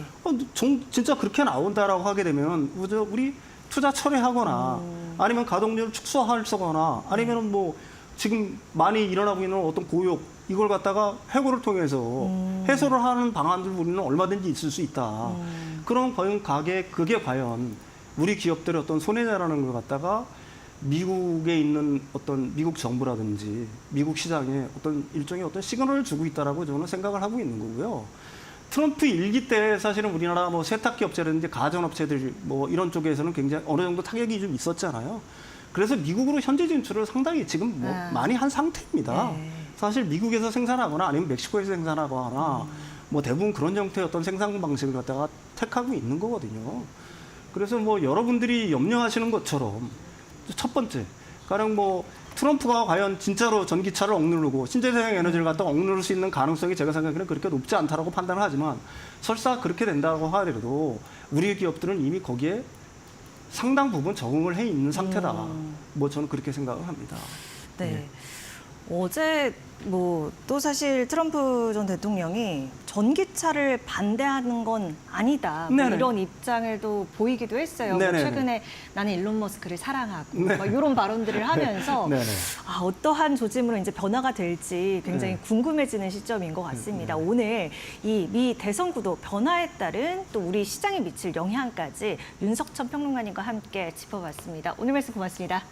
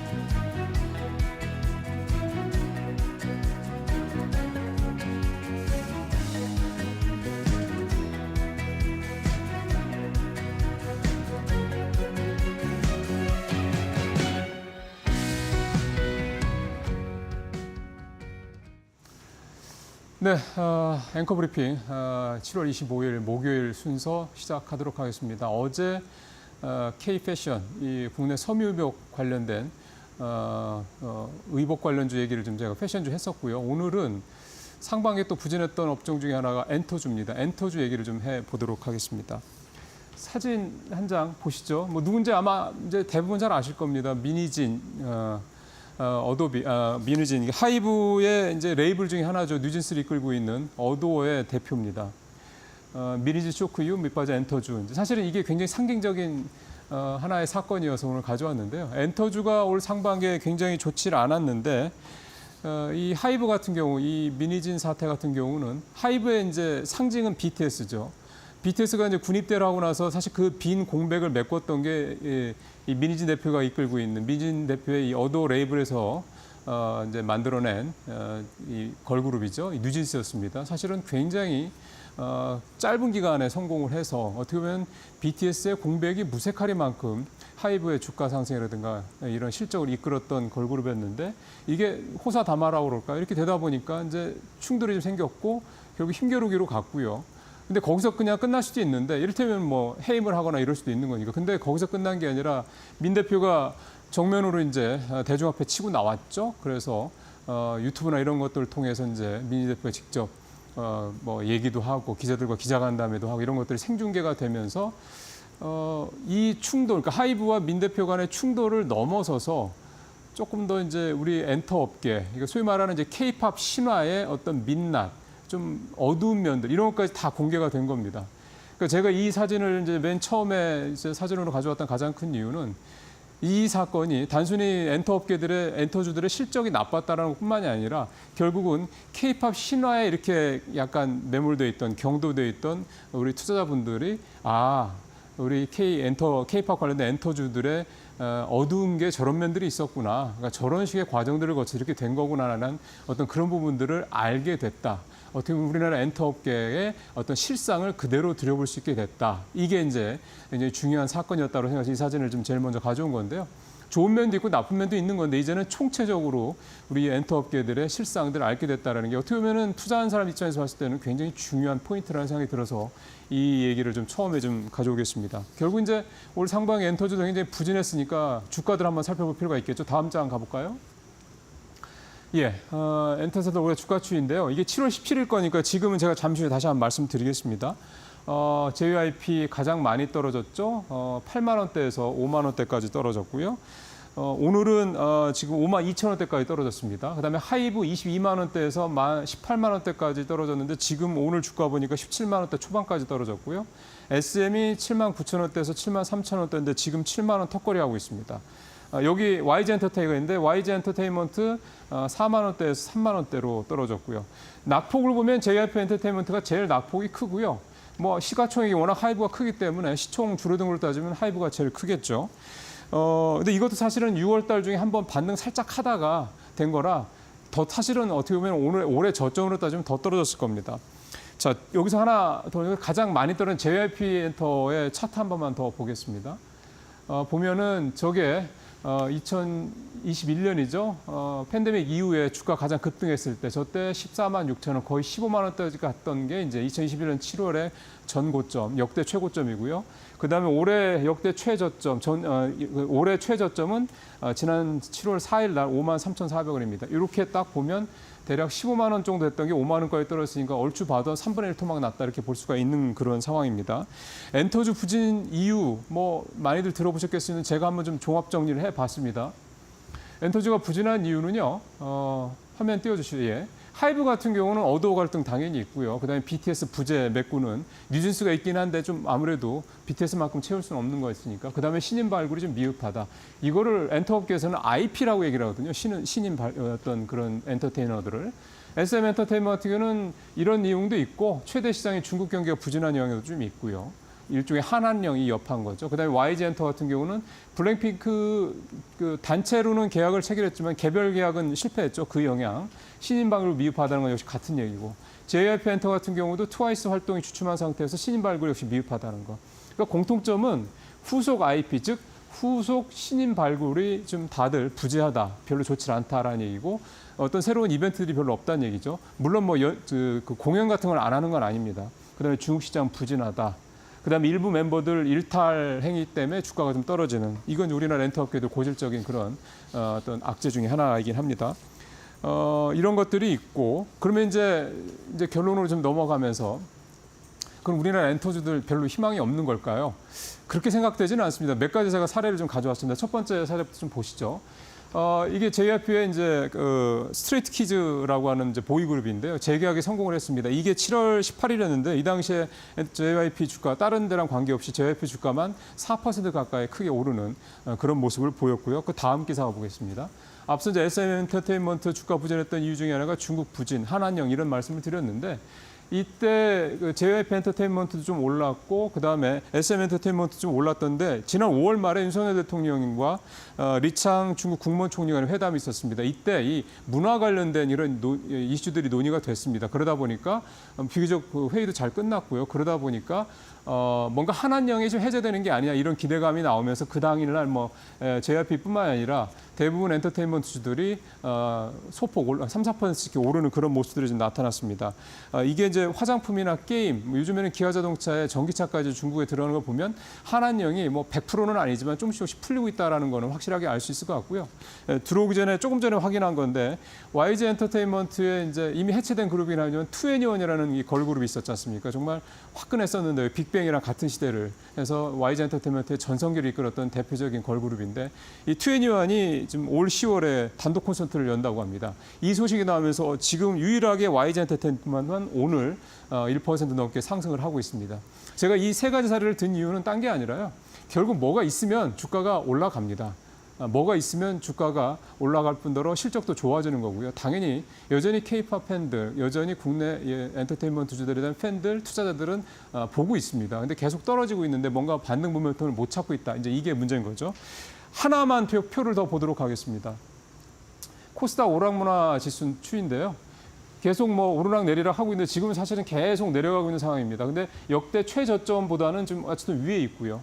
자, 그럼 결국 이 상황에서 차트 상황을 본다면 올라갈 여지가 별로 안 보이는 차트거든요. 그럼 이 상황에서 우리나라 엔터테인먼트 업계에 살아날 수 있는 방법은 뭐냐? 제가 생각하는 거는 어제 말씀드렸던 것처럼 이제는 우리나라 엔터 업계, 소위 K-팝으로 대표되는 우리나라 엔터 업계에 어떻게 보면 이제 그 성공의 1라운드는 끝났다는 생각이 들고요. 이제는 가치는 소진이 된 것 같습니다. 이제 2라운드로 가야 되는데 가장 중요한 거는 이제는 뭐 노래, 춤 이것만 가지고 되는 세상이 아니고요. 어제도 말씀드렸지만 국내 갖고 있는 이런 힘, 문화의 힘, 그러니까 패션, 음식, 그다음에 어떤 그런 뭐 이런 화장품 이런 어떤 문화와 소비자들의 힘을 총합적으로 하는 이런 입체적인 그런 확장성을 가지고 가야 2라운드가 있을 수 있을 것이고 2라운드가 만들어진다고 그러면 엔터업계뿐만 아니라 말씀드렸던 이런 여러 업종들이 함께 어떤 시너지 효과를 내면서 다시 한번 이 한류의 어떤 그런 새로운 힘이 되지 않을까 그런 기대를 가져봅니다. 네, 무엇이 있으면 올라간다. 그 말을 좀 새겨 듣고 싶습니다. 일단 네. 오늘장 주도 섹터들이 좀 큰 폭으로 움직임을 보이는 가운데에서 결국에 이제 근거할 수 있는 그 이유, 근거를 찾는 노력들이 동반돼야 된다라는 말씀이거든요. 그 부분 새겨 듣도록 하겠고요. 저희는 이러한 전략으로 내일 더 탄탄한 전략으로 여러분 찾아뵙도록 하겠습니다. 함께해 주신 여러분 고맙습니다. 고맙습니다.